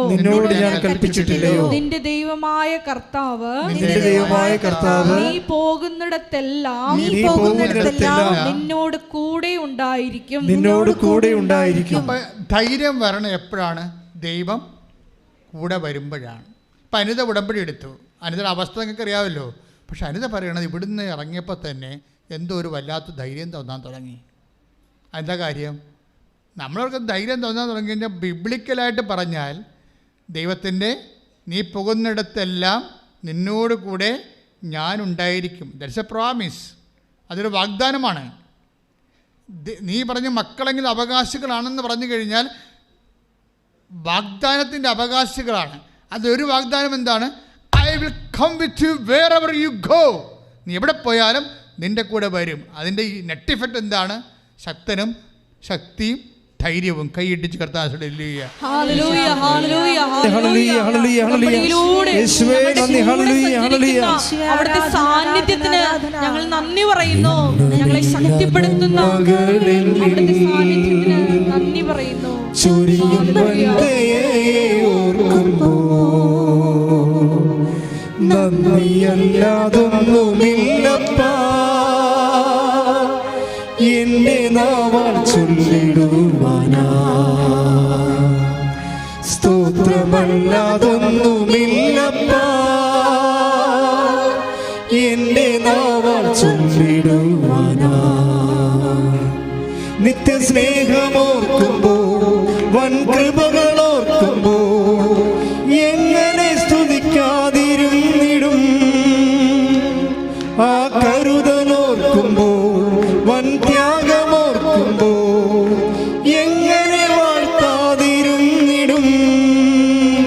യേശുവേ എണ്ണമില്ല നന്മകളെന്നിൽ ചൊരിയും വന്ദയെ ഓർക്കുമ്പോ നന്ദിയല്ലാതൊന്നുമില്ലപ്പാ. എന്നെ നാമം ചൊല്ലിടുവാനാ. പരിശുദ്ധ പരമ ദിവ്യകാരുണ്യത്തിന് ആരാധനയും സ്തുതിയും പുകഴ്ചയും ഉണ്ടായിരിക്കട്ടെ. എൻ്റെ പ്രിയപ്പെട്ടവരെ, അതായത് നിങ്ങളിപ്പോഴ് ഉടമ്പടിയിലായിരിക്കുമ്പോൾ നിങ്ങൾ എപ്പോഴും you are always bothering about the cash and kind. എനിക്കങ്ങനെ തോന്നിയിരിക്കണേ. നിങ്ങൾ ഈ സ്ഥാവര ജംഗമ വസ്തുക്കളെക്കുറിച്ച് അതിൻ്റെ വരവിനെയും പോക്കിനെയും കുറിച്ചാണ് കൂടുതൽ ഉടമ്പടിയിൽ കെട്ടുപിടഞ്ഞിരിക്കുന്നത്. പക്ഷേ എന്താ ഇതിൻ്റെ ഒറിജിനൽ ഗിഫ്റ്റ് എന്ന് പറയുന്നത്? പ്രസൻസാണ്, ദൈവത്തിൻ്റെ സാന്നിധ്യമാണ്. ഈ ദൈവത്തിൻ്റെ സാന്നിധ്യത്തിൻ്റെ ബാഹ്യമായ അടയാളങ്ങളെക്കുറിച്ചാണ് ഞാനിപ്പോൾ നിങ്ങളോട് സംസാരിക്കുന്നത്. എന്താണ്? നമുക്കൊരു ആന്തരികമായ ധൈര്യം തോന്നും. അതെന്താണ്? അത് ജോഷുവ 1:9 അനുസരിച്ചുകൊണ്ടാണ്. ജോഷുവ 1:9 അനുസരിച്ചുകൊണ്ടാണ് ആ ധൈര്യം തോന്നണത്. അപ്പം നിങ്ങൾക്കൊരു ധൈര്യം തോന്നി. ഇപ്പോൾ കഴിഞ്ഞ ദിവസങ്ങളിൽ അടൂരെന്ന് റോയി സുധ അങ്ങനെ ഒരു ദമ്പതികളുടെ നമ്മുടെ യൂട്യൂബിലുണ്ട് ആ സാക്ഷ്യം. ഞാൻ റോയിയുടെ സുധയുടെ സാക്ഷ്യങ്ങളെ അനലൈസ് ചെയ്ത് നോക്കിയായിരുന്നു. റോയിയുടെ ആ വിഷയം നോക്കണം. അവർ 6 കൊല്ലമായിട്ട് അവർക്ക് മക്കളില്ല. അപ്പം 6 കൊല്ലമായിട്ട് മക്കളില്ല എന്നുണ്ടെങ്കിൽ ഉടമ്പടിയുടെ പെർസ്പെക്റ്റീവിലാണ് അവർ വരണത്. പിന്നീട് അത് പരിധിയിലായി. 5 കൊല്ലം കഴിഞ്ഞാൽ ഉടമ്പടിയുടെ പരിധിയിലാകും. 5 കൊല്ലമായിട്ട് മക്കളില്ല എന്നുണ്ടെങ്കിൽ 5ാമത്തെ കൊല്ലം നിങ്ങൾ ഉടമ്പടി പരിധിയിലാവും. കാര്യം സാധാരണ മെഡിക്കേഷൻ കൊണ്ട് സാധിക്കത്തില്ലെന്ന് മനസ്സിലാവും. പിന്നെ ലക്ഷങ്ങൾ, ഇനി അത് നടക്കണമെങ്കിൽ തന്നെ പിന്നെ ലക്ഷങ്ങൾ ചിലവാകും. ഇപ്പം 5 കൊല്ലം കഴിഞ്ഞിട്ടും വൈദ്യശാസ്ത്രത്തിലൂടെ മക്കളെ കൊടുക്കുന്നുണ്ടല്ലോ. പക്ഷേ അതിൻ്റെ നിങ്ങൾ ചിലവ് ചോദിച്ചോ? അവരുടെ എന്ത് ചിലവായെന്ന് ചോദിച്ചാൽ ഒരു കൊച്ചിന് 10 കൊച്ചിൻ്റെ പൈസ ചിലവായിട്ടുണ്ട് അവർക്ക്. ബൈബിൾ കർത്താവ് കുഞ്ഞിനെ തരുമ്പോൾ ഈ ചിലവൊന്നും ഉണ്ടാകത്തില്ല. അതാണ് വ്യത്യാസം. അതാണ് വംശം പിറക്കും വാഗ്ദാന പ്രകാരം നമ്മൾ വ്യത്യാസം. അതാണ് ഇപ്പോൾ റോയി എന്താ പറയണത്? We have tried almost all the medical options എന്നാണ് പറഞ്ഞത്. അയാൾ എബ്രോഡല്ലായിരുന്നു, ഇവിടെ ഇല്ലായിരുന്നു. ഭാര്യയും ഭർത്താവും വിദേശത്തായിരുന്നു. അപ്പോൾ വിദേശത്ത് 6 കൊല്ലം ജീവിച്ചിട്ട് ഓൾമോസ്റ്റ് ഓൾ അവർക്ക് അവിടെ ലഭ്യമായിട്ടുള്ള മക്കളെ ജനിപ്പിക്കാൻ ആവശ്യമായ എല്ലാവിധ നിലവിലുള്ള സാങ്കേതിക വിദ്യകളെല്ലാം അവർ പണം മുടക്കി നടന്നേ അവസാനം പരാജയപ്പെട്ടു. അവർ നാട്ടിലേക്ക് പോരുകയാണ്. മക്കളില്ലാതെ വിദേശത്ത് നിന്നിട്ട് എന്നാ കാണിക്കാനാണെന്ന് വെച്ചുകൊണ്ട് അവർ നാട്ടിലോട്ട് പോരുകയാണ്. നാട്ടിലോട്ട് പോയി 2 പേരും കൂടി അങ്ങനെ നിരാശപ്പെട്ട് മദ്രാസിൽ സെറ്റ് ചെയ്യാമെന്ന് വിചാരിച്ചു. അടൂരുകാരാണ്. മദ്രാസിൽ സെറ്റ് ചെയ്യാമെന്ന് വിചാരിച്ചു. ചെന്നൈയിൽ അവരങ്ങനെ 2 പേരും ജോലി കണ്ടുപിടിച്ചു. അവർ എക്സ്പെർട്ടുകളാണ്. ജോലി കണ്ടുപിടിച്ചു. ജോലി കണ്ടുപിടിച്ചപ്പോൾ പെട്ടെന്ന് ഈ റോയിയുടെ സങ്കടങ്ങളൊക്കെ അയാളുടെ ഓണറിനോട് പറയും. ഇടയ്ക്ക് ഓണറിനോട് പറഞ്ഞ്, ഞാനിങ്ങനെ കുറച്ച് പ്രശ്നങ്ങളായിട്ട് അവിടെ നിന്ന് പോകുന്നത്, മക്കളില്ലാതെ അവിടെ നിന്നിട്ട് കാര്യമില്ലല്ലോ, ഞങ്ങൾ ട്രൈ ചെയ്യാനുള്ള എല്ലാ മെഡിക്കേഷൻ ചെയ്തു എന്നൊക്കെ പറയുമ്പോഴേ ഈ ഓണർ പറയുവേ, നിങ്ങൾ വന്ന് എൻ്റെ വൈഫ് മിനിയോടൊന്ന് സംസാരിക്കാൻ പറയും.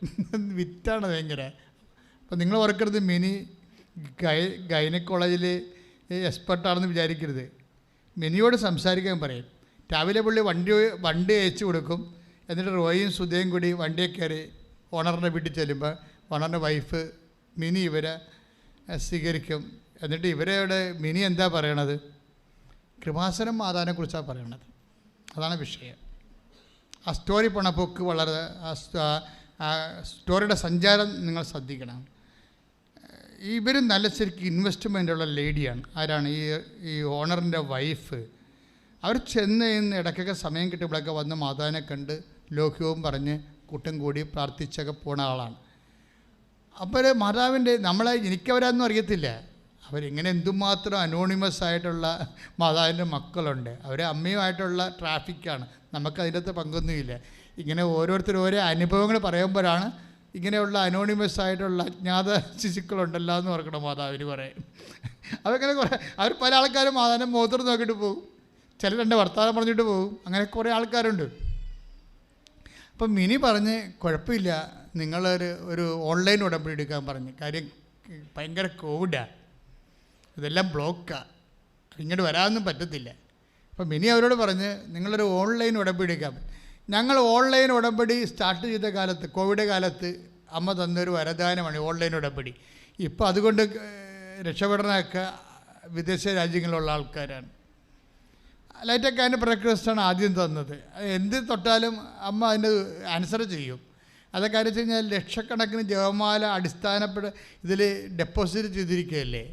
ഭയങ്കര ഡെപ്പോസിറ്റ് അതിന് ലൈറ്റൊക്കെ ക്യാൻഡലിനും അതുപോലെ. അതിപ്പോൾ ഞങ്ങൾ ഫോൺ എടുക്കുന്നത് കൂടിയില്ല. നിങ്ങൾ ചുമ്മാ അടിച്ചാൽ മതി. അമ്മയുടെ പേരിൽ ഒരു മധ്യസ്ഥം അടിച്ചാൽ അതിന് അമ്മ ആൻസർ ചെയ്യും. കാര്യം 2003 ജപമാലകളെല്ലാം എത്രയോ കോടിക്കണക്കിന് ജപമാലകളല്ലേ ഇതിൻ്റെ ആസ്തിയായിട്ട് നിരതദ്രവ്യമായിട്ട് വെച്ചിരിക്കണത്. അതുകൊണ്ടാണ് അത് പെട്ടെന്ന് വർക്ക് ചെയ്യണ കാരണം. അപ്പോൾ എന്നോട് പലരും ചോദിച്ചു, അച്ഛാ ഉടമ്പടി ചെയ്ത് 2015 തൊട്ട് 19 വരെ ഉടമ്പടി ചെയ്തിട്ടുള്ള അതിൻ്റെ അനുഭവം കിട്ടിയ ആൾക്കാർ ഓൺലൈൻ ചെയ്തിട്ട് അവർ മൈൻഡ് ചെയ്യില്ല. പലരും താഴെ കമൻറ്റ് ചെയ്ത്, ഓൺലൈൻ ഉടമ്പടി ഞങ്ങൾ ലോഞ്ച് ചെയ്തപ്പോൾ താഴെ കമൻറ്റ് ചെയ്ത്, ഇത് നമ്മുടെ യഥാർത്ഥ ഉടമ്പടിയാണോ, ഇത് യഥാർത്ഥ ഉടമ്പടി ഫലം ചെയ്യുമോ, ഇതെങ്ങനെ ഇത് വർക്ക് ചെയ്യണത് എന്നൊക്കെ ചോദിച്ചുകൊണ്ട് അവരോട് സംശയങ്ങൾ പറഞ്ഞു. പക്ഷേ അമ്മ ആ കാലത്ത് പട്ടിണിക്കാലത്ത് തന്ന ഒരു ഭക്ഷണമാണത് അല്ലേ. കോവിഡ് എല്ലാ ധ്യാനകേന്ദ്രങ്ങളും അടച്ചു കഴിഞ്ഞപ്പോഴേ നെക്കിക്കളിയിലാഞ്ഞ കാലത്ത് അമ്മ തന്ന ഒരു സെർവിങ് ഫുഡാണ്. അമ്മ ഫുഡ് സെർവ് ചെയ്ത ഒരു അമ്മ ഭക്ഷണമാണത് ഓൺലൈൻ ഉടമ്പടിയെ. അപ്പോൾ ഇവർ ഓൺലൈൻ ഉടമ്പടി എടുക്കാൻ പറഞ്ഞു. അപ്പോൾ മിനിയുടെ ആ പറച്ചിൽ ഭയങ്കര ഗംഭീരമായതുകൊണ്ട് ഇതെന്താ സംഭവം, കമ്പ്യൂട്ടറെ ഇങ്ങനെ അടിച്ച് കയറ്റണമല്ലേ.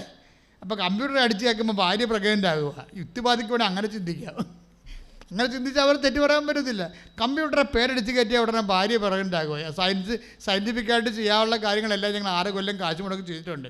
ഇനിയിപ്പോൾ അവസാനമായിട്ട് കമ്പ്യൂട്ടറെ അടിച്ച് കയറ്റിയെന്ന് പറഞ്ഞ് ഭാര്യ പ്രഗ്നൻ്റ് ആകുക എന്ന് വേണമെങ്കിൽ യുക്തിവാദിക്ക് ചോദിക്കാം. ഇത് യുക്തിയുടെ മേഖലയല്ല, ഇത് വിശ്വാസത്തിൻ്റെ ഒരു മേഖലയാണ്. അത് യുക്തിവാദിക്ക് ഒരിക്കലും 2 ജന്മം കഴിഞ്ഞാലും മനസ്സിലാകത്തില്ല. പക്ഷേ അവൾ 2 ആഴ്ചക്കുള്ളിൽ പ്രഗ്നൻ്റായി. Praise the lord. അതാണ് സുധ ഉടനെ പ്രഗ്നൻ്റായി. അപ്പോഴ് അവർക്ക് എങ്ങനെയെങ്കിലും കയറ് പൊട്ടിച്ച് എന്ത് ലോക്ക്ഡൗൺ ആണെങ്കിലും ഇവിടെ വരണമെന്ന് തോന്നി. അങ്ങനെ ഇവർ വന്ന് അവർ തീർത്ഥാടനം ഉടമ്പടി എടുക്കാൻ പറ്റത്തില്ല. അതായത് ഇവിടെ വന്ന് പുറത്തു നിന്ന് പ്രാർത്ഥിച്ചു പോകുന്ന ഒരു കാലം ഉണ്ടായിരുന്നു. അങ്ങനെ അകലെ നിന്നൊക്കെ ആൾക്കാർ 100-300 കിലോമീറ്റർ അകലെ നിന്ന് വരും. എന്തിനാണ് വന്നത്? ഇതിൻ്റെ വാതിക്കെ നോക്കി നിന്നിട്ട് പോകാൻ വന്നതാണ്. ഈ ഉടമ്പടിക്കാലത്ത്, ഈ കോവിഡ് കാലത്ത് മനുഷ്യൻ വിശ്വാസികൾ ജീവിച്ച ഒരു ജീവിതമാണ്. ഞാൻ എപ്പോൾ നോക്കിയാലും 10-50 പേരവിടെ നിൽക്കണ കാണാം. ഇങ്ങനെയുള്ള നിപ്പ് ഞാൻ കണ്ടിരിക്കുന്നത് കരയുന്ന മതിലിൻ്റെ അടുത്താണ് നിന്നത്. ഇസ്രയേലിൽ പോയപ്പോഴേ ജെറുസലേം ദേവാലയത്തിന് മതിൽ നിൽക്കുന്നുണ്ട് അവിടെ ഇപ്പോഴും. അവിടെ യഹൂദന്മാരെല്ലാം വെയിലത്ത്, കൊച്ചും കുഞ്ഞും 2 വയസ്സ് തൊട്ട് 10-80 വയസ്സ് വരെയുള്ള ആൾക്കാർ കുടുംബസമേതം ഈ മതിലേലിങ്ങനെ നോക്കി നിന്നുകൊണ്ട് ആടി സങ്കീർത്തനം പ്രാർത്ഥിക്കുന്നത് ഞാൻ കണ്ടിട്ടുണ്ട്.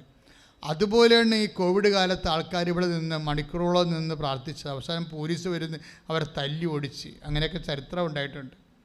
ഞാൻ അമ്മയോട് പറഞ്ഞു, അമ്മയെ പോലീസ് വന്ന് അമ്മയുടെ മക്കളെ തല്ലിയിട്ടുണ്ടെന്ന് പറഞ്ഞു.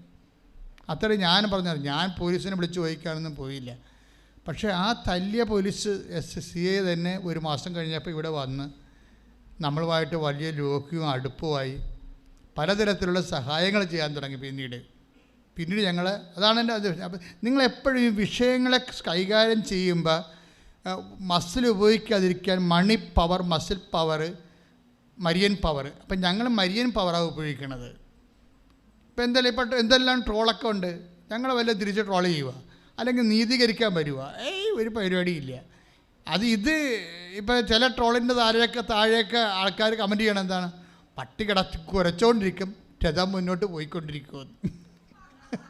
അതാണ്, പട്ടി കുരച്ചുകൊണ്ടിരിക്കും രഥം. അത് കൃപാസനം അനുഭവിച്ചിട്ടുള്ളവരാണ് തന്നെത്താൻ പറയണതാണ്, തന്നെത്താൻ അടിച്ചു കയറ്റണതാണ് അതിൻ്റെ അകത്ത്. പട്ടി കുരച്ചുകൊണ്ടിരിക്കും, രഥം മുന്നോട്ട് പോയിക്കൊണ്ടിരിക്കും. അത് കറക്റ്റാണ്. എനിക്ക് കേട്ടപ്പോൾ ചിരി വന്നു പോയി. കാര്യം വെച്ചാൽ നമ്മൾ ആ തിരിച്ച് ട്രോളാനൊന്നും പോകത്തില്ല. ഇത് അമ്മയുടെ ഒരു മിഷനാണ്. ഇത് വിജയത്തിലെത്തിക്കുന്നവരെ, നീതിയെ വിജയത്തിലെത്തിക്കുന്നവരെ ചതഞ്ഞ ഞാങ്കണ ഒടിക്കത്തില്ല, പുകഞ്ഞ തിരി കെടുത്ത്. ഇത് മുന്നോട്ട് തന്നെ അങ്ങോട്ട് പോയിക്കൊണ്ടിരിക്കുമോ. അതെന്താ സംഭവിച്ചു കഴിഞ്ഞാൽ, ഈ ജനങ്ങളുടെയൊക്കെ ഒരു വൈബ് നോക്കിയേ. അവരിവിടെ വന്നിട്ട് ഏത് കോവിഡ് ആണെങ്കിലും ശരി, പോലീസിൻ്റെ അടി കൊണ്ടായാലും അടഞ്ഞ കൃപാസനം വാതിലകത്തേക്ക് നോക്കി കണ്ണീരിട്ട് നിൽക്കുന്നൊരു മനുഷ്യൻ. അതാണ് ഇതിൻ്റെ ആസ്തി എന്ന് പറയണത്. സ്തുതിക്കട്ടെ. ഹല്ലേലൂയ, ഹല്ലേലൂയ, ഹല്ലേലൂയ, ഹല്ലേലൂയ, ഹല്ലേലൂയ, ഹല്ലേലൂയ. യേശുവേ ആരാധന, ഹല്ലേലൂയ, ഹല്ലേലൂയ. യേശുവേ, തകർച്ചയുടെ കാലഘട്ടങ്ങളില് നിന്റെ സന്നിധിയിൽ മാത്രം അഭയം പ്രാപിക്കാനുള്ള വലിയ കൃപ, ഹല്ലേലൂയ, ഹല്ലേലൂയ, ഹല്ലേലൂയ, ഹല്ലേലൂയ. യേശുവേ നന്ദി. ഹല്ലേലൂയ, ഹല്ലേലൂയ, ഹല്ലേലൂയ, ഹല്ലേലൂയ. യേശുവേ സ്തുതി. ഹല്ലേലൂയ, ഹല്ലേലൂയ, ഹല്ലേലൂയ, ഹല്ലേലൂയ. മഹത്വം, മഹത്വം. വാഗ്ദാനം പേടകമേ, സ്വർഗീയ പൊന്മലരേ, കൃപാസനത്തിൻ്റെ അമ്മേ, പ്രസാദവരമാതാവേ, വാഗ്ദാന പേടകമേ, സ്വർഗീയ പൊന്മലരേ, കൃപാസനത്തിൻ്റെ അമ്മേ, പ്രസാദവരമാതാവേ.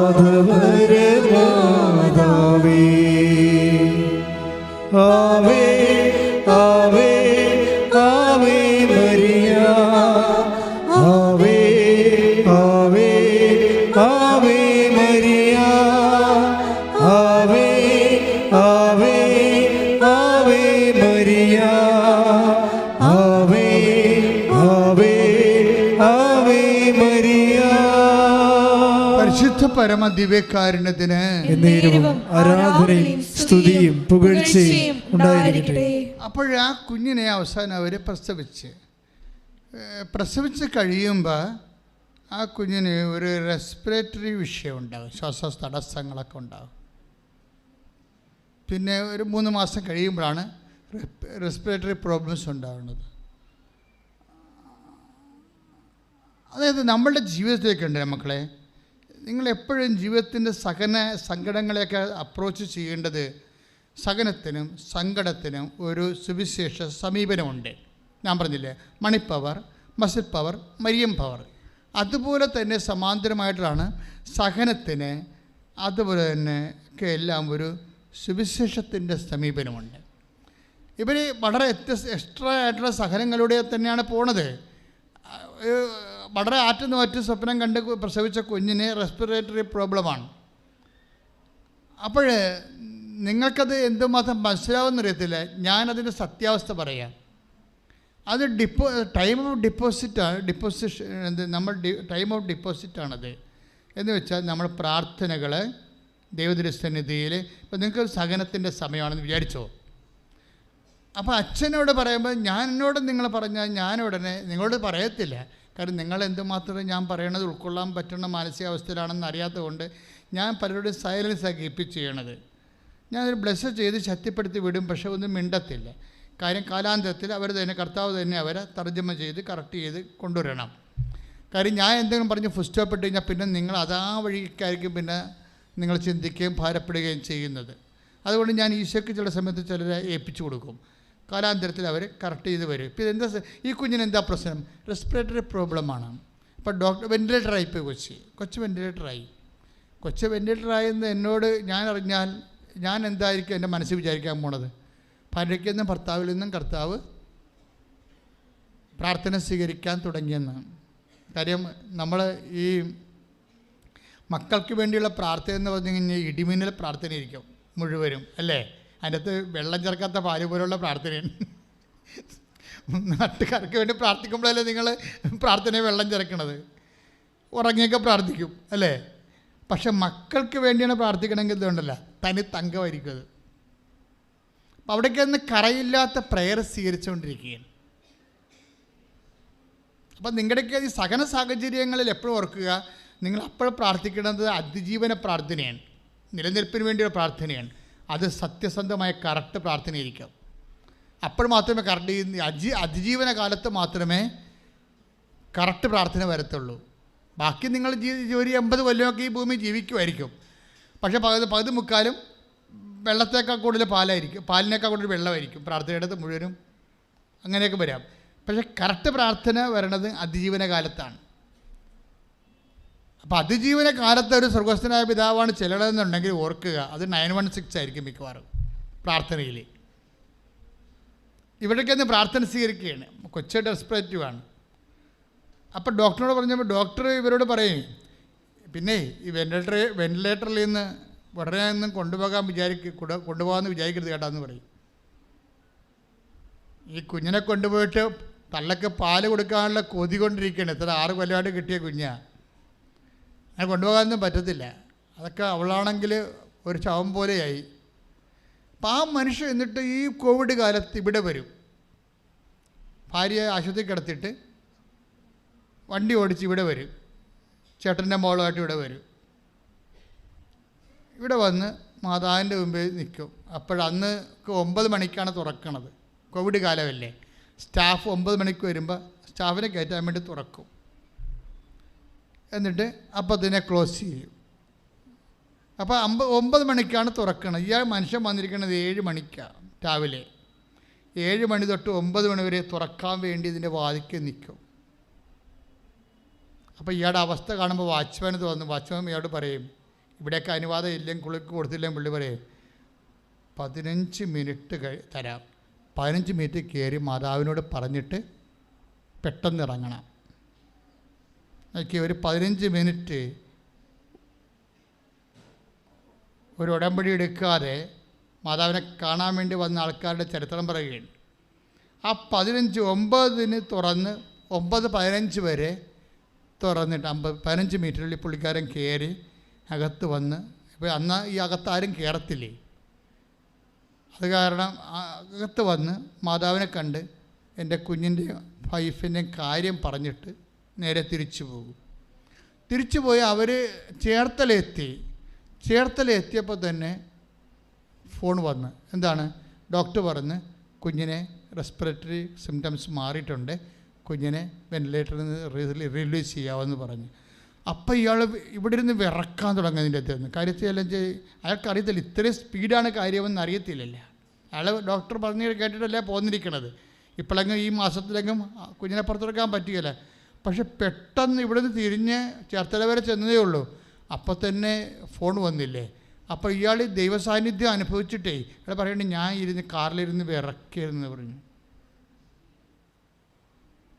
എന്നിട്ട് പിന്നെ പുള്ളി ഈസിയായിട്ടൊരു കാര്യം പറയും. അതാണ് ഞാൻ നിങ്ങളുടെ മുമ്പിൽ കൊണ്ടുവരാൻ ഉദ്ദേശിക്കുന്നത്. ഇത്രയും വലിയ ദൈവാനുഭവം കിട്ടിയൊരു മനുഷ്യൻ പിന്നീട് അടുത്ത ശ്വാസത്തിൽ ഈസിയായിട്ടൊരു കാര്യം പറയും. എന്താണ്? പിന്നീട് ഞങ്ങളുടെ മകന് കുഞ്ഞുമാലാഖിയായി ഈശോൻ്റെ അടുത്തേക്ക് പോയെന്ന് പറയും. ഞാൻ വാ പൊളിച്ചു. ഇത്രയും എന്നൊക്കെ പിന്നീട് ഒരു 3 മാസം കഴിഞ്ഞപ്പോൾ ഞങ്ങളുടെ മകൻ ഒരു കുഞ്ഞുമാലാഖിയായി ഈശോൻ്റെ അടുത്തേക്ക് പോയി. അത് പറയുമ്പോൾ അവന് അസുഖമായിരുന്നുവെന്ന് പറയുമ്പോൾ ഉണ്ടാകുന്ന വികാര ജ്വലനമൊന്നും അതിനില്ല.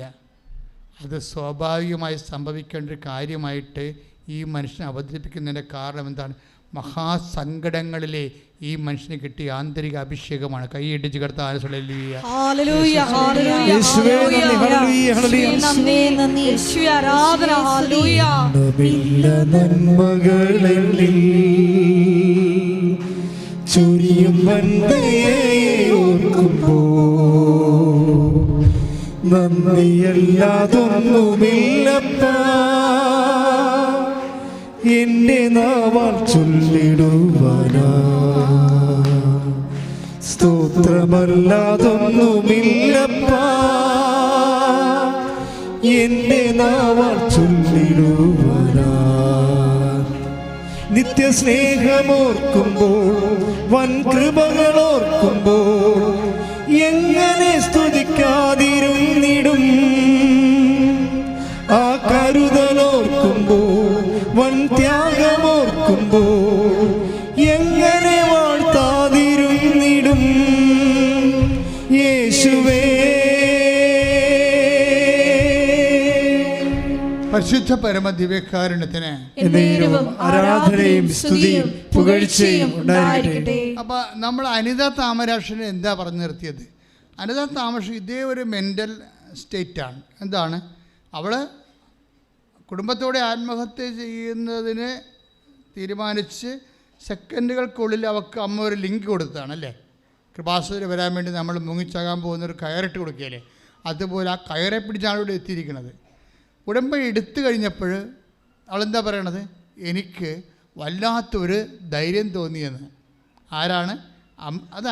അതാണ് ഈ ഉടമ്പടിയുടെ പ്രത്യേകത. എന്ന് വെച്ചാൽ ഇപ്പോൾ അടൂരത്തെ റോയി എന്താ പറയണത്? അവൻ 3 മാസം കഴിഞ്ഞപ്പോൾ ഒരു കുഞ്ഞു മാലാഖിയായി ഈശോൻ്റെ അടുത്തേക്ക് പോയി. അത് ലാഘവത്തോടെ അവൻ്റെ ജീവൻ നിലനിർത്താൻ വേണ്ടി എന്ത് കണ്ണീരിട്ട് പ്രാർത്ഥിച്ച മനുഷ്യനാണല്ലേ? ഇതിനാണ് ആന്തരിക അഭിഷേകം എന്ന് പറയുന്നത്. ആത്മധൈര്യവും ആന്തരിക അഭിഷേകവും ദൈവത്തിൻ്റെ ഉടമ്പടി പ്രകാരമുള്ള സാന്നിധ്യത്തിൻ്റെ ഉറപ്പിൻ്റെ അടയാളമാണ്. കൈയിടിച്ച് കർത്താവേ ഹല്ലേലൂയ. ഹല്ലേലൂയ ഹല്ലേലൂയ ഹല്ലേലൂയ ഹല്ലേലൂയ. യേശുവേ നന്ദി, ഹല്ലേലൂയ. ആരാധന. നാഥാ നീ മതി എനിക്ക്, നിൻ കൃപ മതി എനിക്ക്. നാഥാ നീ മതി എനിക്ക്, നിൻ കൃപ മതി എനിക്ക്. ഈ മരുയാത്രയതിൽ തിരുകൃപ മതി എനിക്ക്. ഈ മരുയാത്രയതിൽ തിരുകൃപ മതി എനിക്ക്. പരിശുദ്ധ പരമദിവ്യകാരുണ്യത്തിന് ആരാധനയും സ്തുതിയും പുകഴ്ചയും ഉണ്ടായിരിക്കട്ടെ. So what is our point? എന്താണ് നമ്മളിത് കൊണ്ട് ഉദ്ദേശിക്കുന്നത്? അതായത് നീ ഒരു ദൈവ വാഗ്ദാനം പ്രാപിച്ച്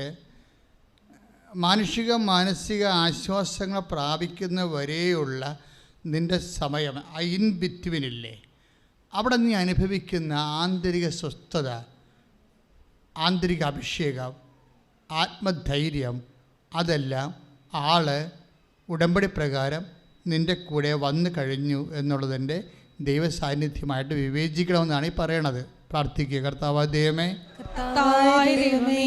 അങ്ങ് ഞങ്ങളെ ഭൗതിക ആശ്വാസത്താൽ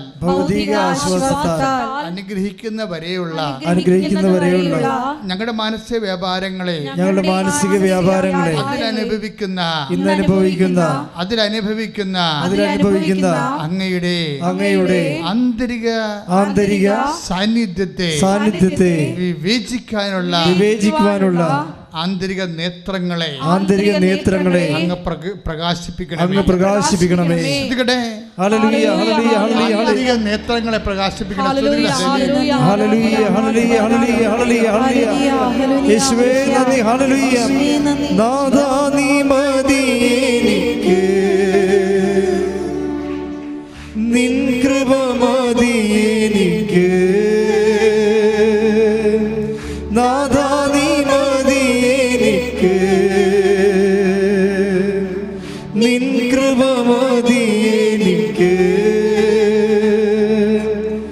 ഈ മരുയാത്രയതിൽ തിരുകൃപ മതി എനിക്ക് ഈ മരുയാത്രയതിൽ തിരുകൃപ മതി എനിക്ക്. പരിശുദ്ധ പരമദിവ്യകാരുണ്യത്തിന് എന്നേരവും ആരാധനയും സ്തുതിയും പുകഴ്ചയും ഉണ്ടായിരിക്കട്ടെ. എഫേസ്യൻസ് 1:18. എഫേസ്യൻസ് 1:18. ഏത് തരത്തിലുള്ള പ്രത്യാശയിലേക്കാണ് ഏത് തരത്തിലുള്ള പ്രത്യാശയിലേക്കാണ് അവിടുന്ന് നിങ്ങളെ വിളിച്ചിരിക്കുന്നതെന്ന് അറിയാനും വിശുദ്ധർക്ക് അവകാശമായി അവിടുന്ന് വാഗ്ദാനം ചെയ്തിരിക്കുന്ന മഹത്വത്തിന്റെ സമൃദ്ധി മനസ്സിലാക്കാനും നിങ്ങളുടെ ആന്തരിക നേത്രങ്ങളെ അവിടുന്ന് പ്രകാശിപ്പിക്കട്ടെ. അതായത് വിശുദ്ധർക്ക് ആന്തരിക നേത്രങ്ങൾ പ്രകാശിപ്പിക്കേണ്ടത് ഉടമ്പടിയുടെ ഒരു ആത്മീയ അനിവാര്യതയാണ്. ഉടമ്പടി എടുക്കുന്ന ആൾക്കാർ ഈ വാഗ്ദാനം പ്രാപിക്കാൻ, അതായത് നമുക്ക് വേണ്ടി ഒരുക്കിയിരിക്കുന്ന മഹത്വത്തിൻ്റെ വാഗ്ദാനങ്ങളെ പ്രാപിക്കാൻ നമുക്ക് അത് അറിയാനുള്ള വിവേചനം വേണം. അത് ഭയങ്കര ഒരു മസ്റ്റാണ്. ശരിക്കും ഉടമ്പടി പുതുക്കുന്നവർ പ്രത്യേകം ശ്രദ്ധിക്കണം. കാരണം ഉടമ്പടിയുടെ ultimate experience the presence of ഗോഡാണ്, not the effect of the grace. ഗ്രേസിൻ്റെ ഇഫക്ട്സിനേക്കാൾ ഉപരി ബൈ പ്രസൻസ് ആണ്. പക്ഷെ അത് മനസ്സിലാക്കണമെന്നുണ്ടെങ്കിൽ അവിടുന്ന് വാഗ്ദാനം, റീഡ് ഇറ്റ് അഗെയിൻ. ഏത് തരത്തിലുള്ള പ്രത്യാശയിലേക്കാണ് എഫേസ്യൻസ് 1:18 ഒന്ന് ഏറ്റു പറഞ്ഞ ഏത് തരത്തിലുള്ള പ്രത്യാശയിലേക്കാണ് അവിടുന്ന് നിങ്ങളെ വിളിച്ചിരിക്കുന്നതെന്നറിയാനും വിശുദ്ധർക്ക് അവകാശമായി വിശുദ്ധർക്ക് അവകാശമായി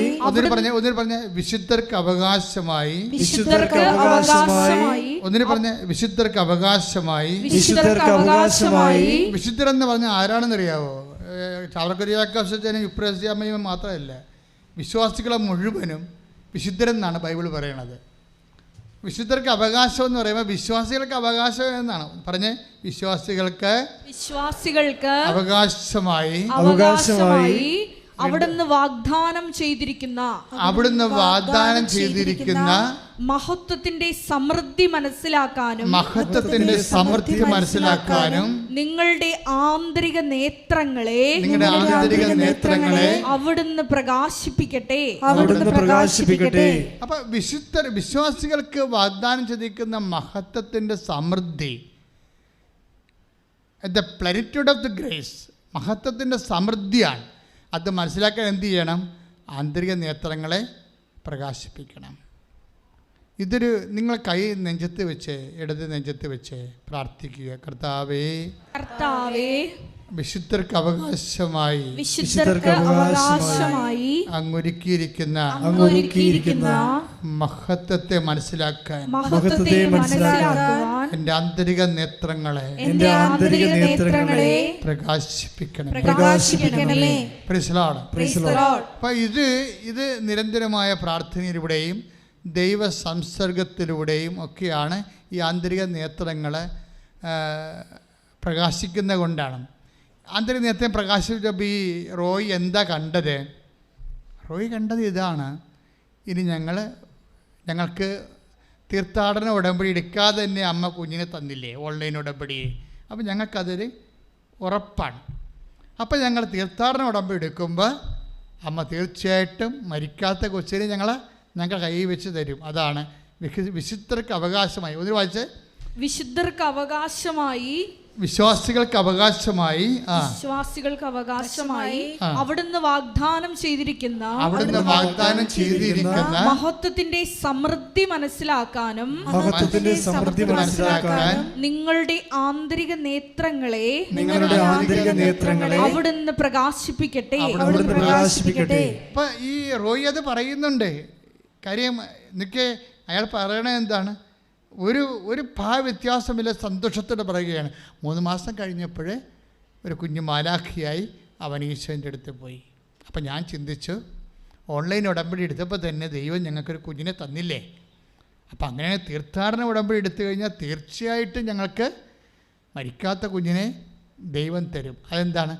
വിശ്വാസികൾക്ക് അവകാശമായി അങ്ങ് ഒരുക്കിയിരിക്കുന്ന മഹത്വത്തിന് സമൃദ്ധി കൈയിടിച്ച് ഞങ്ങളുടെ ജീവിതത്തിൽ കർത്താവിന്റെ കരം മഹത്വം.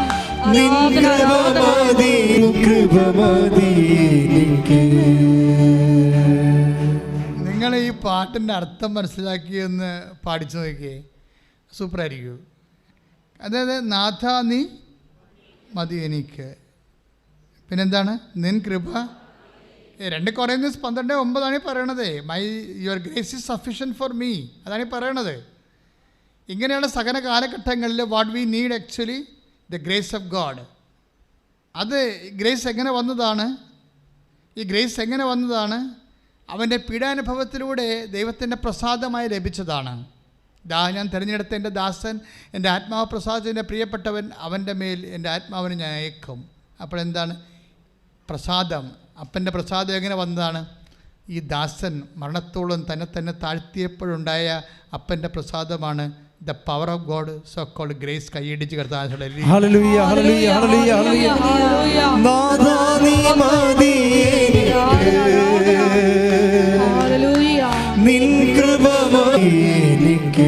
പരിശുദ്ധ പരമ ദിവ്യകാരുണ്യത്തിന് മഹത്വത്തെ റോയ്ക്ക് കാണിച്ചു കൊടുത്തു.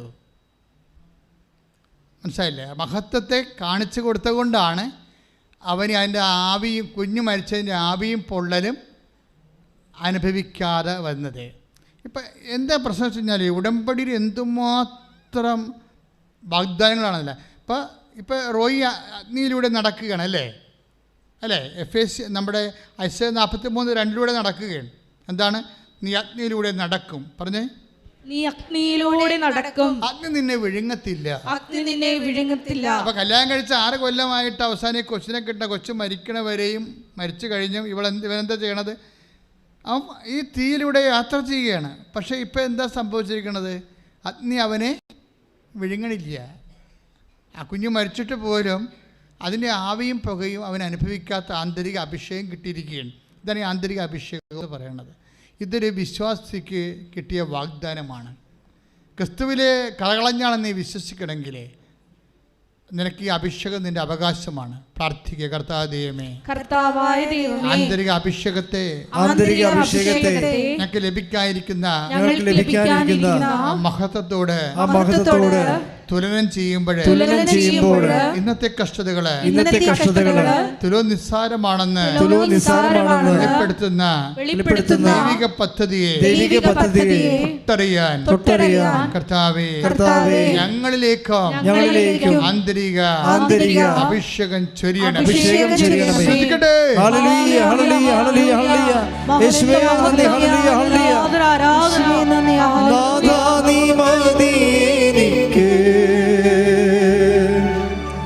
നിൻ കൃപ മതി എനിക്ക്, നാഥാ നീ മതി എനിക്ക്, നിൻ കൃപ മതി എനിക്ക്. ഈ മരുയാത്രയതിൽ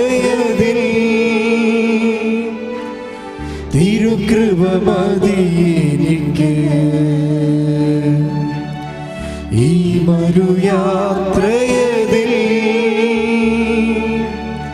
തിരുകൃപ മതി എനിക്ക്. പരിശുദ്ധ പരിശുദ്ധ പരമ ദിവ്യകാരുണ്യത്തിന് എന്നേരവും ആരാധനയും സ്തുതിയും പുകഴ്ചയും ഉണ്ടായിരിക്കട്ടെ. പരിശുദ്ധ പരമ ദിവ്യകാരുണ്യത്തിന് എന്നേരവും ആരാധനയും സ്തുതിയും പുകഴ്ചയും ഉണ്ടായിരിക്കട്ടെ. റോമർ 8:18 വായിച്ചുള്ളൂ. ശ്രുതികട്ടെ ഹല്ലേലൂയ. ഹല്ലേലൂയ ഹല്ലേലൂയ. യേശുവേ മഹത്വം, ആരാധന, ആരാധന.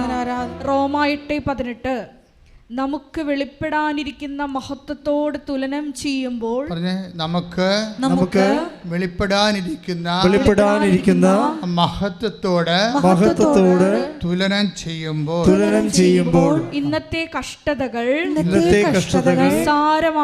നിസ്സാരമാണെന്ന് ഞാൻ കരുതുന്നു.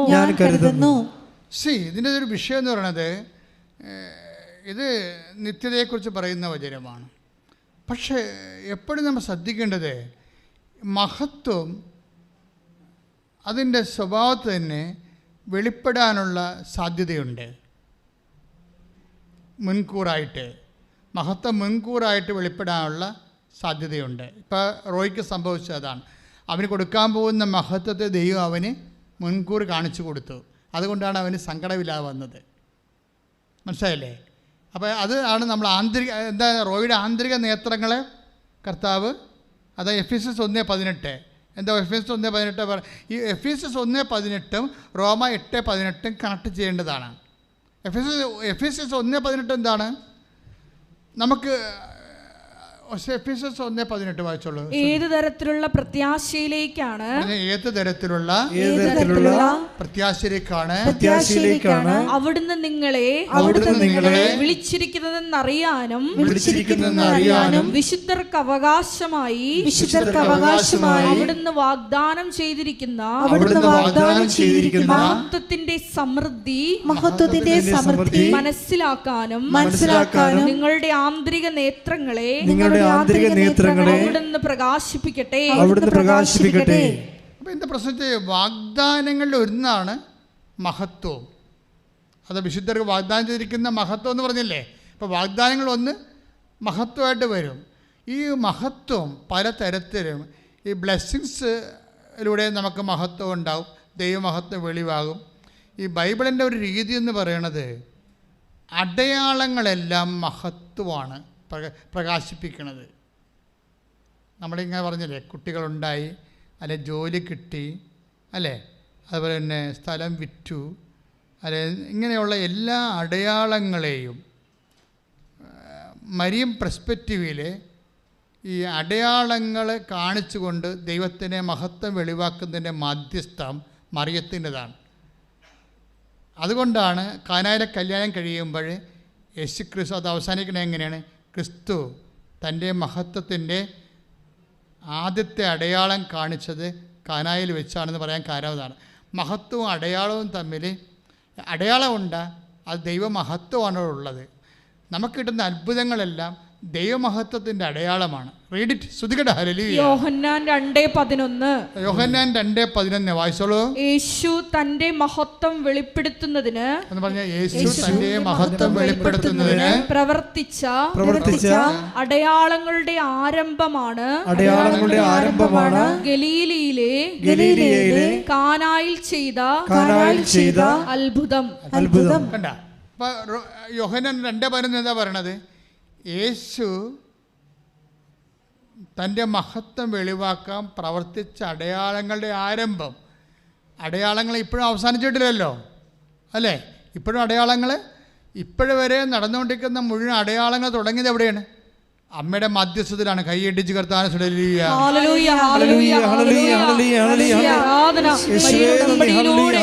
വിഷയങ്ങളില് സമയബന്ധിതമായി ഇടപെടുന്ന മാതൃവാത്സല്യത്തിന് ഞങ്ങൾ നന്ദി പറയുന്നു. ഈ അടയാളം, ദൈവം, ഈ മഹത്വം, ഇതിനൊരു പ്രത്യേകത എന്ന് വെച്ച് കഴിഞ്ഞാൽ, ഇത് മുൻകൂട്ടി വെളിപ്പെടുത്തുമ്പോഴാണ് ആന്തരിക അഭിഷേകം ഉണ്ടാകണത്. പീഡിയ ഇപ്പോൾ റോയ്ക്ക് സംഭവിച്ചത് എന്താണ്? അവൻ പറഞ്ഞത് എന്താണ്? ഭാര്യയോട്, നമ്മൾക്ക് ഓൺലൈൻ ഉടമ്പടി എടുത്തപ്പോൾ തന്നെ അമ്മ കുഞ്ഞിനെ തരുമെന്ന് അടയാളം കാണിച്ചല്ലേ. അവൻ കർത്താവിൻ്റെ അടുത്തേക്ക് അവനെ തിരിച്ചു പോയെങ്കിലും അത് അടയാളമാണ്. എന്താണ്? അമ്മ നമുക്കിനി കുഞ്ഞിനെ തരുമെന്നുള്ളതിൻ്റെ അടയാളമാണ്. അതുകൊണ്ട് നമ്മൾ പോയി തീർത്ഥാടന ഉടമ്പടി എടുക്കും. അപ്പോൾ അവളുടെ റെസ്റ്റ് കഴിഞ്ഞപ്പോൾ ഭാര്യയും ഭർത്താവും കൂടി വന്നിട്ട് തീർത്ഥാടന ഉടമ്പടി എടുക്കും. തീർത്ഥാടന ഉടമ്പടി എടുത്ത് കഴിയുമ്പോൾ എന്താ പറയുക, പറഞ്ഞതുപോലെ തന്നെ 2 ആഴ്ച കഴിഞ്ഞപ്പോൾ തന്നെ അവൾ പ്രഗ്നൻ്റ് ആവും. പ്രൈസ്തലാണ്. ആ കുഞ്ഞിനൊരു കുഴപ്പവുമില്ലാതെ ആ കുഞ്ഞിനെ പ്രസവിക്കും. അതെന്താ സംഭവിച്ചു കഴിഞ്ഞാൽ ഇതിനുള്ള എല്ലാ അടയാളങ്ങൾ നേരത്തെ, അതിനകത്ത് വിഷയം എന്ന് വെച്ച് കഴിഞ്ഞാൽ ദൈവം അവിടെ ചെയ്തപ്പോൾ ഡോക്ടറിനോട് ഈ റോയി ദൈവത്തോട് പറഞ്ഞതെന്ന് വെച്ച് കഴിഞ്ഞാൽ ഞങ്ങളുടെയൊക്കെ നിന്ന് തിരിച്ച് വാങ്ങിച്ച കുഞ്ഞില്ലേ, ആ കുഞ്ഞിനെ തന്നെ ഞങ്ങൾക്ക് തിരിച്ചു തരാമെന്ന് പറഞ്ഞ്. ഓരോ വിശ്വാസികളാണ്, നമുക്ക് അവരൊന്നും പറയാൻ പറ്റത്തില്ല. അവർക്ക് അത്രയും സ്വാതന്ത്ര്യമുണ്ട് ദൈവത്തോട്. ഇവള് 10 മാസം അതിനെ ചുമന്ന് അതിൻ്റെ പുറകെ നടന്നതല്ലേ, ഞാനും കുറേ പ്രാർത്ഥിച്ച് അതിൻ്റെ കൂടെ നിന്നതല്ലേ, അതുകൊണ്ട് ഞങ്ങൾക്ക് ആ കുഞ്ഞിനെ തന്നെ തരണമെന്ന് പറഞ്ഞു. വേറെയാണ് കുഞ്ഞിനെ അവൾ പ്രഗ്നൻ്റായി കഴിഞ്ഞപ്പോൾ പിന്നെ ഇവൻ പറഞ്ഞത് ഞങ്ങളൊക്കെ ഒന്ന് നീ വാങ്ങിച്ച കുഞ്ഞിനെ തന്നെ ഞങ്ങൾക്ക് തിരിച്ചു തരണമെന്ന് പറഞ്ഞു. എൻ്റെ ദൈവമേ, അവനൊരു വിശ്വാസം കൊണ്ട് അങ്ങനെ പറഞ്ഞതാണ്. പക്ഷേ ഈ കുഞ്ഞ് ജനിച്ചു കഴിഞ്ഞിട്ട് അതിൻ്റെ ബ്ലഡ് ഗ്രൂപ്പ്, അവൻ്റെ വെയിറ്റ്, അവൻ്റെ മുടിയുടെ ചുരുളൻ നിറം, അതുപോലെ തന്നെ അവൻ്റെ അലർജികൾ നിലവാരം എല്ലാം ആദ്യത്തെ കുഞ്ഞിനെ തന്നെയാണ്. നമ്മൾക്ക് മനസ്സിലാക്കേണ്ടത്, നിന്നെ ദൈവത്തിന് ഏത് വിധേനയും സഹായിക്കാൻ പറ്റും. ക്ലിയർ അല്ലേ? ഏത് വിധേനയും. ഇപ്പോൾ അനിതയുടെ സാക്ഷ്യത്തിലേക്ക് നമ്മൾ തിരിച്ചു വരികയാണ്. അനിതയ്ക്ക് സംഭവിക്കണത് എന്താ? അനിതയ്ക്ക് സംഭവിക്കണത് ഈ ഉടമ്പടി എടുത്ത് ഒരാഴ്ച കഴിഞ്ഞപ്പോൾ അനിതയുടെ പഴയ ക്ലാസ്സിൽ പഠിച്ച ഒരു ഫ്രണ്ട്, ആ സ്റ്റോറി ഭയങ്കര രസമാണ്. അനിതയുടെ ലൈഫിലേക്ക് അറിയാം എന്താ സംഭവിച്ചതെന്ന്. ഇനി ഉടമ്പടി ഇനിയിപ്പോൾ അപ്പോൾ അവൾക്ക് വന്ന മാറ്റം എന്താണ്? അവൾ ഉടമ്പടി എടുത്ത് ദൈവത്തിൻ്റെ മകളായി, ആ കുടുംബത്തോളം ദൈവത്തിൻ്റെ മകളായി. അത് രസമുണ്ടെന്ന് വെച്ച് കഴിഞ്ഞാൽ ആദ്യത്തെ 3 ദിവസമൊക്കെ ഈ ബ്രെയിനൊക്കെ ഡാമേജായി ഓർമ്മയില്ലാതൊക്കെ കിടക്കുന്ന ഭർത്താവില്ലേ, അയാൾ ആദ്യമൊക്കെ അയാളുടെ ഒരു അവസ്ഥയിൽ പിടിച്ചു നിൽക്കാൻ വേണ്ടി അയാളും ഭാര്യയും കുഞ്ഞുങ്ങളും കാണിക്കുന്ന അവരുടെ വിശ്വാസത്തിനല്ലല്ലോ അത്. അപ്പോൾ ആ ഭാര്യയും കുഞ്ഞുങ്ങളും കാണിക്കുന്ന ഒരു രീതിയിൽ കണ്ടിട്ട് അയാൾക്ക് ചിരിയും വരുന്നുണ്ട്, സങ്കടവും വരുന്നുണ്ട്. അവിടെ കിടന്നിട്ട് ചേട്ടൻ പറഞ്ഞ ഇവർ പ്രത്യക്ഷീകരണ പ്രാർത്ഥനയൊക്കെ അമ്മയും മക്കളും കൂടിയിരുന്നാണ് പ്രാർത്ഥിക്കണത്. മറ്റയാൾ കട്ടിലെ തളർന്ന് അവസാനമായി കിടക്കുകയാണ്. അപ്പം ഈ മനുഷ്യന് ഈ കുടുംബം കരകയറാൻ വേണ്ടി തൻ്റെ ഭാര്യയും മക്കളും കൂടി ഇരുന്നുകൊണ്ട് ഓരോ കാര്യങ്ങൾ ചെയ്യണ കാണുമ്പോൾ അയാൾ നോക്കി ചിരിക്കും. കളിയാക്കി ചിരിക്കണമല്ല, നിസ്സഹായതയിലുള്ള ചിരിയാണ്. നിങ്ങളത് അനുഭവത്തിലൂടെ പോയാൽ നമുക്കത് മനസ്സിലാകത്തുള്ളൂ. പക്ഷെ 3 ദിവസം കഴിഞ്ഞപ്പോൾ അയാളും പ്രത്യക്ഷീകരണ പ്രാർത്ഥന ഈ കട്ടിലേക്ക് കിടന്നുകൊണ്ട് ചെല്ലാൻ തുടങ്ങി.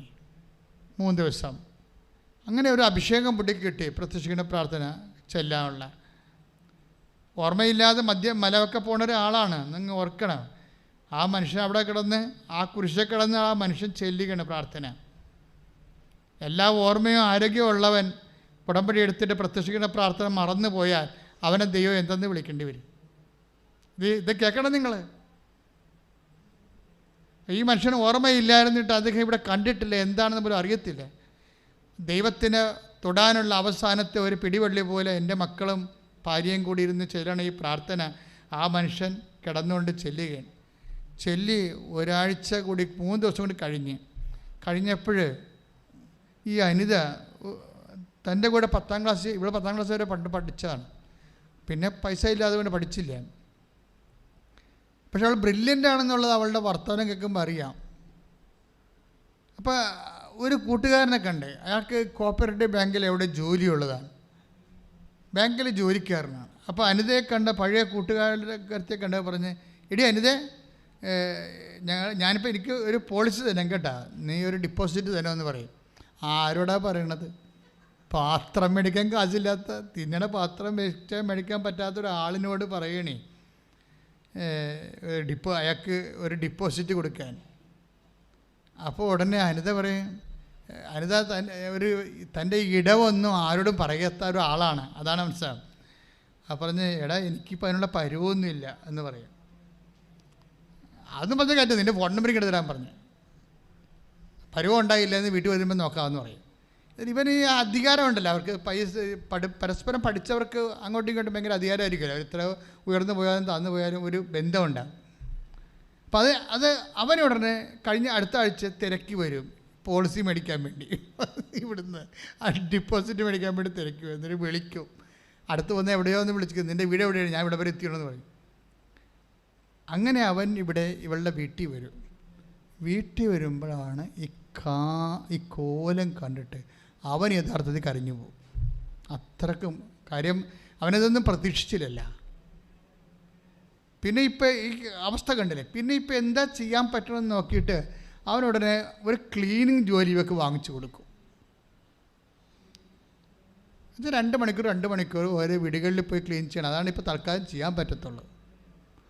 പക്ഷേ അവൾ പറയുന്നൊരു വാക്കുണ്ട്, അവിടെ എല്ലാം അവനെ കൊണ്ടുവന്ന മാതാവാണ്. അതാണ് വിഷയം. എൻ്റെ ക്ലാസ്മേറ്റ് വന്നതല്ല പറയണത്, ക്ലാസ്മേറ്റിലൂടെ വന്നത് ആരാണ്? മാതാവാണ്. കാര്യം എന്താണ്? അവരെനിക്ക് കാണിച്ചു തന്ന വീടെല്ലാം ഈശോൻ്റെ വീടാണ് നിന്ന്.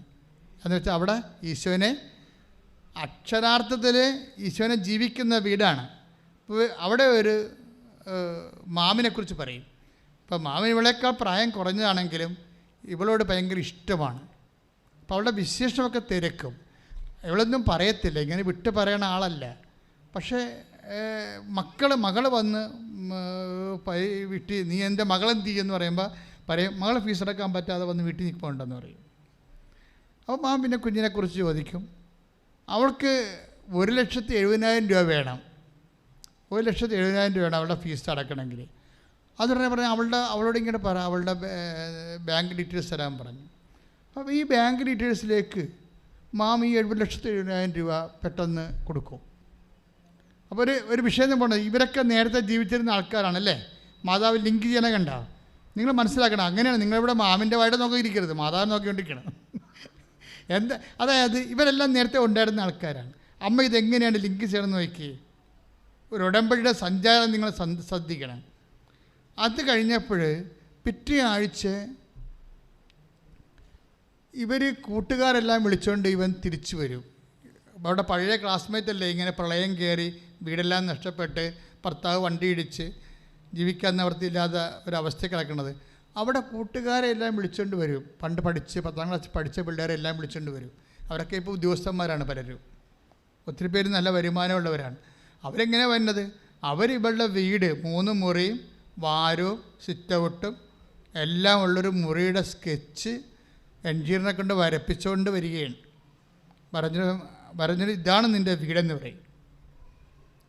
ഒരാഴ്ച കഴിഞ്ഞപ്പോൾ തറക്കല്ലിട്ട് കൊടുത്തിട്ട് വീട് പകുതി മുക്കാലും കഴിഞ്ഞിപ്പോൾ പെട്ടെന്ന്.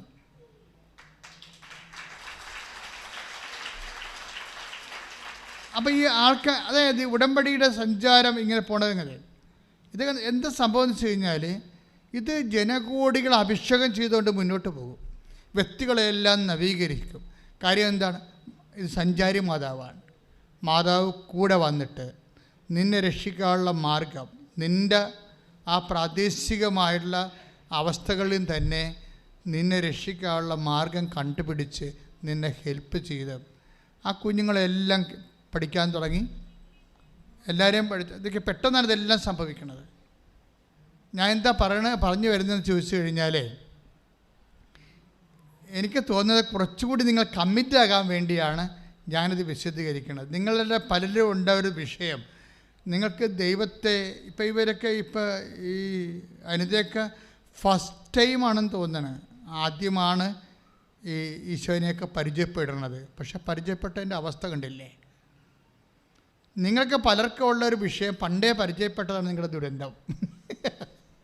നിങ്ങൾക്കെല്ലാം ഉള്ളൊരു കുഴപ്പം പണ്ടേ പരിചയപ്പെട്ടതാണ്.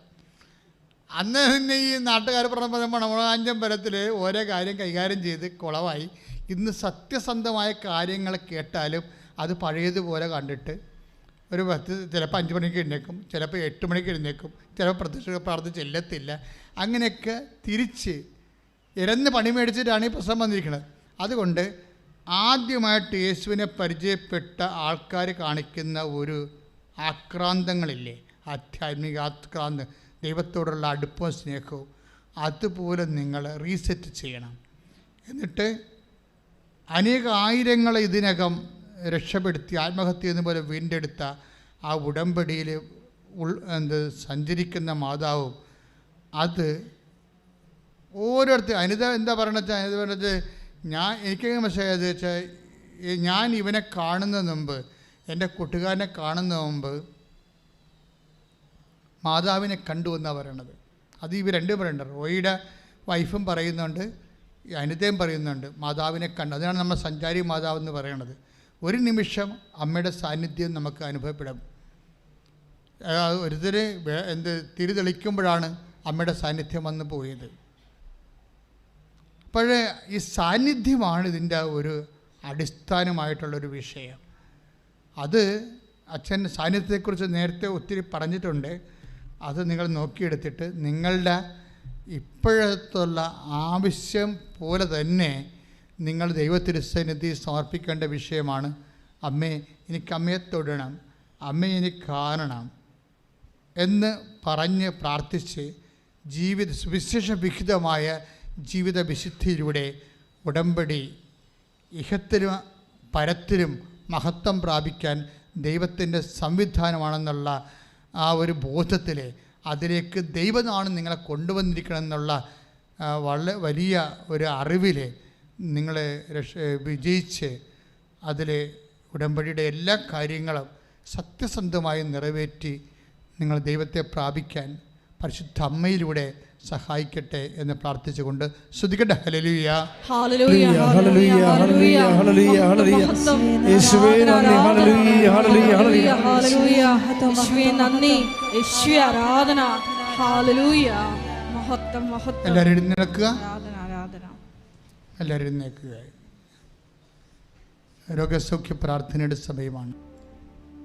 സ്തുതിക്കട്ടെ. ഹല്ലേലൂയ, ഹല്ലേലൂയ, ഹല്ലേലൂയ, മഹത്വം, മഹത്വം. യേശുവേ നന്ദി, യേശുവേ സ്തുതി. ഹല്ലേലൂയ, ഹല്ലേലൂയ, ഹല്ലേലൂയ, ഹല്ലേലൂയ, ഹല്ലേലൂയ, ഹല്ലേലൂയ, ഹല്ലേലൂയ. ഞങ്ങളുടെ രോഗാവസ്ഥകളെ നീ ഏറ്റെടുക്കണമേ എന്ന് പ്രാർത്ഥിക്കുന്നു. ഹല്ലേലൂയ, ഹല്ലേലൂയ, ഹല്ലേലൂയ, ഹല്ലേലൂയ, ഹല്ലേലൂയ. യേശുവേ ആരാധന, ആരാധന. ഇതുവരെ കൃപാസനത്തിൽ വന്ന് ഉടമ്പടി എടുത്തു പോയിട്ടുള്ള എല്ലാ മക്കളെയും ദിവികാരുടെ സന്നിധിയിൽ സമർപ്പിച്ച് പ്രാർത്ഥിക്കുന്നു. അമ്മയുടെ പ്രത്യക്ഷീകരണത്തിന്റെ സാക്ഷികളായി ആ മക്കളെ ഉയർത്തണമേ എന്ന് പ്രാർത്ഥിക്കുന്നു. Hallelujah, price the Lord. Price the Lord. എൻ്റെ മക്കളെ അച്ഛൻ കൈ ഉയർത്തിക്കൊണ്ട് ഈശോയുടെ നാമത്തിൽ അവിടെ നിന്ന് നൽകിയ പൗരോഹിത്യത്തിൻ്റെ ഒരു ആധ്യാത്മികമായ ശുശ്രൂഷയുടെ ഭാഗമായി കർത്താവിൻ്റെ അരുളപ്പാടനുസരിച്ചാണ് ധ്യാനകേന്ദ്രങ്ങളിലെ രോഗസൗഖ്യ പ്രാർത്ഥന നടക്കുന്നത്. സ്ത്രീകന്മാരെ ഈശോ ഏൽപ്പിച്ചതാണ്. നിങ്ങളേത് ഭവനത്തിൽ ചെന്നാൽ ആ ഭവനത്തെ ആശീർവദിക്കണം, അവിടെയുള്ള രോഗികളെ സുഖപ്പെടുത്തണം. ആദിമസഭയിലും അതുതന്നെയാണ് സഭ അനുവർത്തിച്ചത്. നിങ്ങളെ രോഗിയാകുമ്പോൾ സഭാപുരോഹിതനെ വിളിച്ചുകൊണ്ട് വരിക, അവർ വന്നവനെ സൈത്ത് പൂശി പ്രാർത്ഥിക്കട്ടെ എന്ന്. ഇപ്പം സൈത്ത് പൂശണത് ആദ്യകാലം മുതലുള്ള ദൈവികമായ നടപടിയാണ്.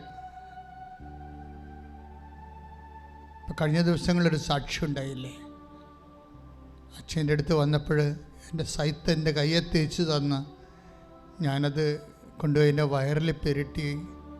അപ്പോൾ സിസ്റ്റും അതുപോലെ ഫൈബ്രോയിഡുകളും അപ്രത്യക്ഷമായെന്നും പറഞ്ഞൊരു സാക്ഷ്യമുണ്ട്. വലിയ സാക്ഷ്യമാണ്. തിരുവനന്തപുരം ഭരണീയത്തുള്ള ഒരു മോളുടെ സാക്ഷ്യമാണ്. അപ്പം അത് തന്നെയാണ് ഇന്നും അടയാളങ്ങൾ ഇന്നും നടന്നുകൊണ്ടിരിക്കുകയാണ്. ഇതിലൊന്നും ആൾദൈവമോ സിദ്ധം കളിയോ ഒന്നുമില്ല. സുവിശേഷത്തിൽ കർത്താവ് നൽകിയ വാഗ്ദാനങ്ങൾ കർത്താവിൻ്റെ നാമം വിളിച്ചപേക്ഷിക്കാനാണ് ഞങ്ങളെ ധ്യാനകേന്ദ്രങ്ങളിൽ നിങ്ങളെ ഒരുക്കുന്നത്.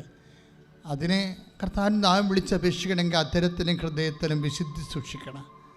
അതിനായി ഞങ്ങൾ നിങ്ങൾക്ക് വചനങ്ങൾ നൽകുന്നത്. വചനാധിഷ്ഠിതമായി നിങ്ങൾ വിശുദ്ധീകരിച്ച് കർത്താവിൻ്റെ നാമം വിളിച്ചപേക്ഷിക്കുമ്പോൾ യേശു ക്രിസ്തു 2 കൊരിന്ത്യർ 1:20 പറയുന്നു, സകല വാഗ്ദാനങ്ങളുമാണ്. രോഗശാന്തി മാത്രമല്ല, സകല വാഗ്ദാനങ്ങളുമാണ് ക്രിസ്തുവിൽ. അതുകൊണ്ടാണ് ക്രിസ്തുവിനെ പ്രാപിക്കാൻ നമ്മൾ ഏറ്റവും കൂടുതൽ സഫിസ്റ്റിക്കേറ്റഡ് ആയിട്ടുള്ള വെപ്പണാണ് ഉപയോഗിക്കുന്നത്. അത് മരിയൻ വെപ്പണാണ്. അതാണ് മരിയൻ ഉടമ്പടി എന്ന് പറയുന്നത്. അതുകൊണ്ടാണ് ഇത്രയും അടയാളങ്ങൾ നടക്കാൻ കാരണം. അതാണ് ലോകത്ത് എല്ലാ ദിവസവും സാക്ഷ്യം പറയണ ഒരേ ഒരു ധ്യാനകേന്ദ്രമാണ്. അതൊക്കെ മനസ്സിലായി. എന്താ കാര്യം? മരിയനായതുകൊണ്ടാണ്. മരിയൻ്റെ അങ്ങനെ ഒരു ഗുണമുണ്ട്. ശരിക്കും മരിയൻ എന്താണെന്ന് നമുക്ക് ഇന്നും അച്ഛന് പിടിയിട്ടില്ല, എനിക്ക് പിടിയിട്ടില്ല.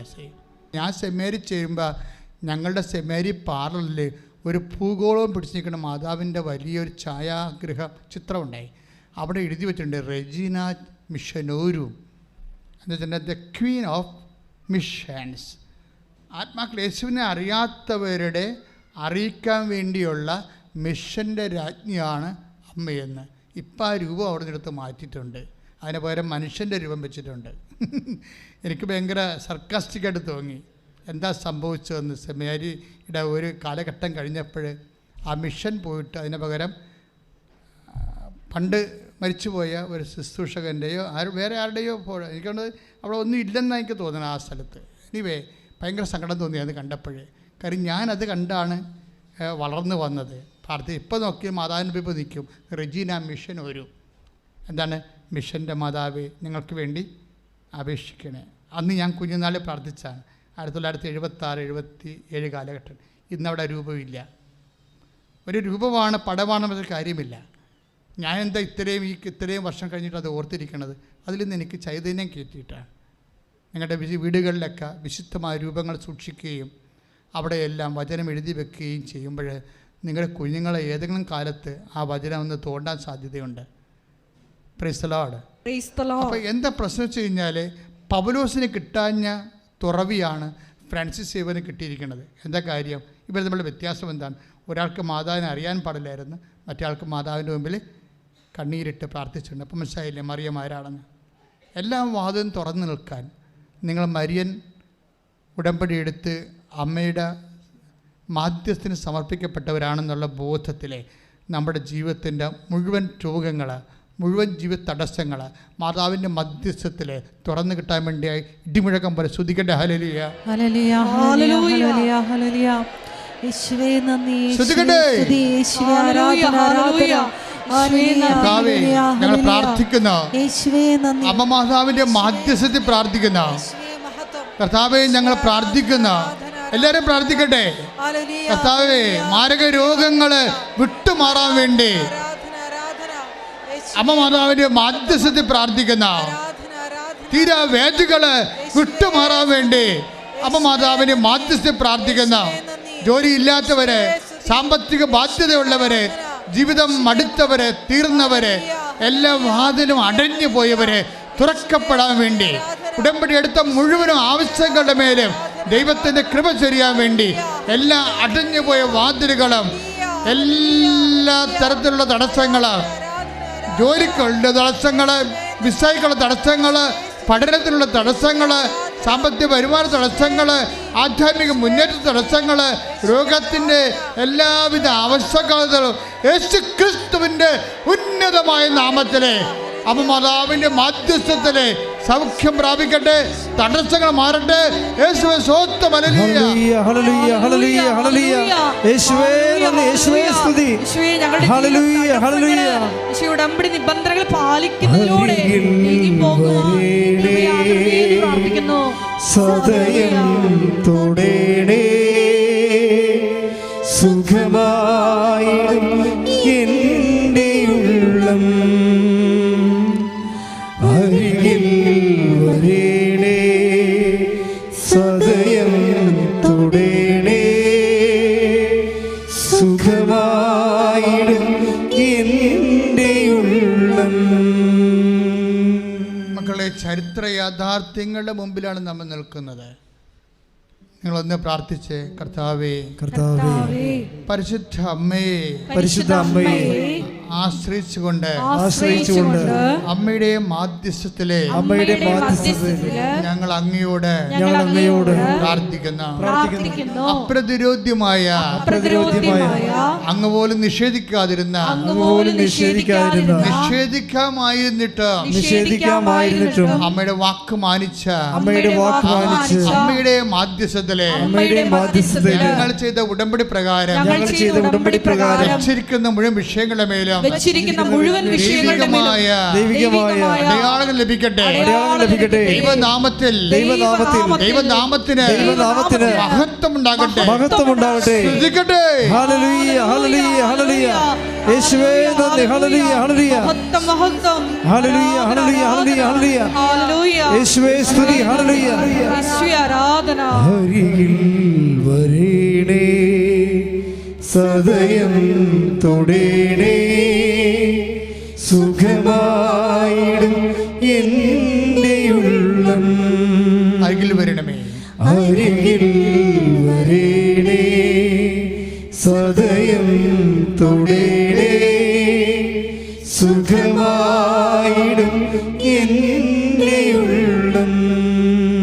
എൻ്റെ മക്കളെ, വീണ്ടും വിവാഹം ഒത്തുവരാത്തവര്, മക്കളില്ലാത്തവർ, ജോലിയില്ലാത്തവർ, കുടുംബത്തിൽ സമാധാനമില്ലാത്തവർ, ഭാഗോടമ്പടി നടക്കാത്തവർ, പല പല മരുന്ന് കഴിച്ചിട്ടും ഓപ്പറേഷൻ കഴിഞ്ഞിട്ട് പോലും രോഗം വിട്ടുമാറാത്തവർ, എല്ലാ തരത്തിലും ഒന്ന് ഈടറവായിപ്പോയി ഒരു അനക്കവുമില്ലാതെ, ഒരു ഫയലിന് ഒരു അനക്കമില്ലാതിരിക്കുന്നവരെ ഇനി എന്ത് ചെയ്യണം, എങ്ങനെ ജീവിക്കും, ആരോട് പറയും, ഒന്നും അറിയാൻ പാടില്ലാതെ മാനസികമായും മരയിപ്പ് വന്നു പോയവരുടെ മേലെല്ലാം മാതാവിന്റെ മധ്യസ്ഥത്തിൽ ദൈവിക കൃപയുണ്ടാകാൻ വേണ്ടി ശ്രദ്ധിക്കട്ടെ. ഹല്ലേലൂയ ഹല്ലേലൂയ. യേശുവേ നന്ദി. ഹല്ലേലൂയ ഹല്ലേലൂയ ഹല്ലേലൂയ. ശ്രദ്ധിക്കട്ടെ. ഹല്ലേലൂയ ഹല്ലേലൂയ ഹല്ലേലൂയ. പൗരോഹിത്യത്തെ മഹത്വപ്പെടുത്തണമേ. മാരക രോഗങ്ങൾ, തീരാവേദകൾ, ജീവിത ദുരിതങ്ങൾ യേശുവിന്റെ നാമത്തിൽ മാറിപ്പോകട്ടെ. ഹല്ലേലൂയ ഹല്ലേലൂയ ഹല്ലേലൂയ. യേശുവേ ആരാധന ആരാധന. സദയം തൊടേണേ സുഖമായിടും എൻ്റെ ഉള്ളം. അരികിൽ വരേണേ സദയം തൊടേണേ സുഖമായിടും എൻ്റെ ഉള്ളം. അന്വേഷണം മൗനമായി പ്രാർത്ഥിക്കുക. കണ്ണുകളടച്ച് മൗനമായി പ്രാർത്ഥിക്കുക. അച്ഛൻ എന്തെങ്കിലും കാര്യം ഒന്നും വിട്ടു പോയിട്ടില്ല. ജനറലായിട്ടാണ് എല്ലാ വിഷയവും ഈശോയ്ക്ക് ഏൽപ്പിച്ചിട്ടുണ്ട്. എങ്കിലും നിങ്ങൾക്ക് എന്തെങ്കിലും പറയാനുണ്ടെങ്കിൽ ഈ അനുഗ്രഹത്തിൻ്റെ സമയത്ത് പറയാം. ഓൺലൈനിൽ ഇരിക്കുന്നവർ പ്രത്യേകിച്ച് ഇപ്പോഴാണ് നിങ്ങളിത് തുറക്കുന്നതെങ്കിലും നിങ്ങൾ തുറന്ന് ഈ ആരാധനയിൽ അമ്മയോട് ചേർന്ന് നിങ്ങളുടെ സങ്കടങ്ങൾ സമർപ്പിച്ച് സാക്ഷികളാക്കണമെന്ന് പ്രാർത്ഥിക്കുക.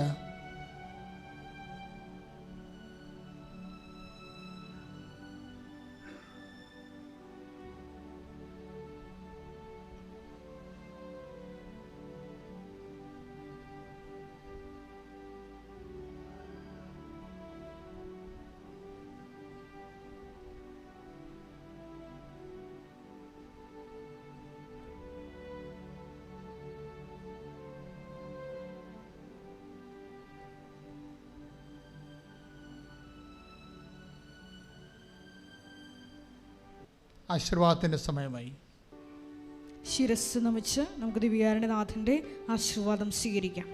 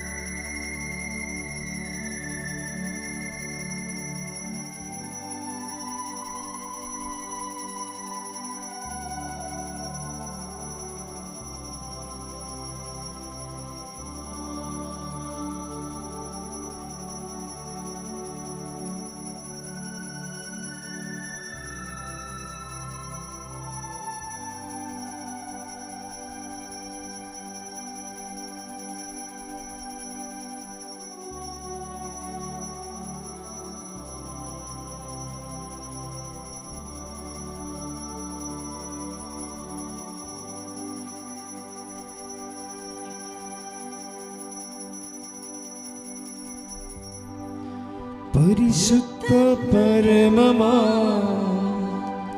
ദിവ്യകാരുണ്യമേ എന്നുമെന്നും അങ്ങേയ്ക്കാരാധന. പരിശുദ്ധ പരമമാ ദിവ്യകാരുണ്യമേ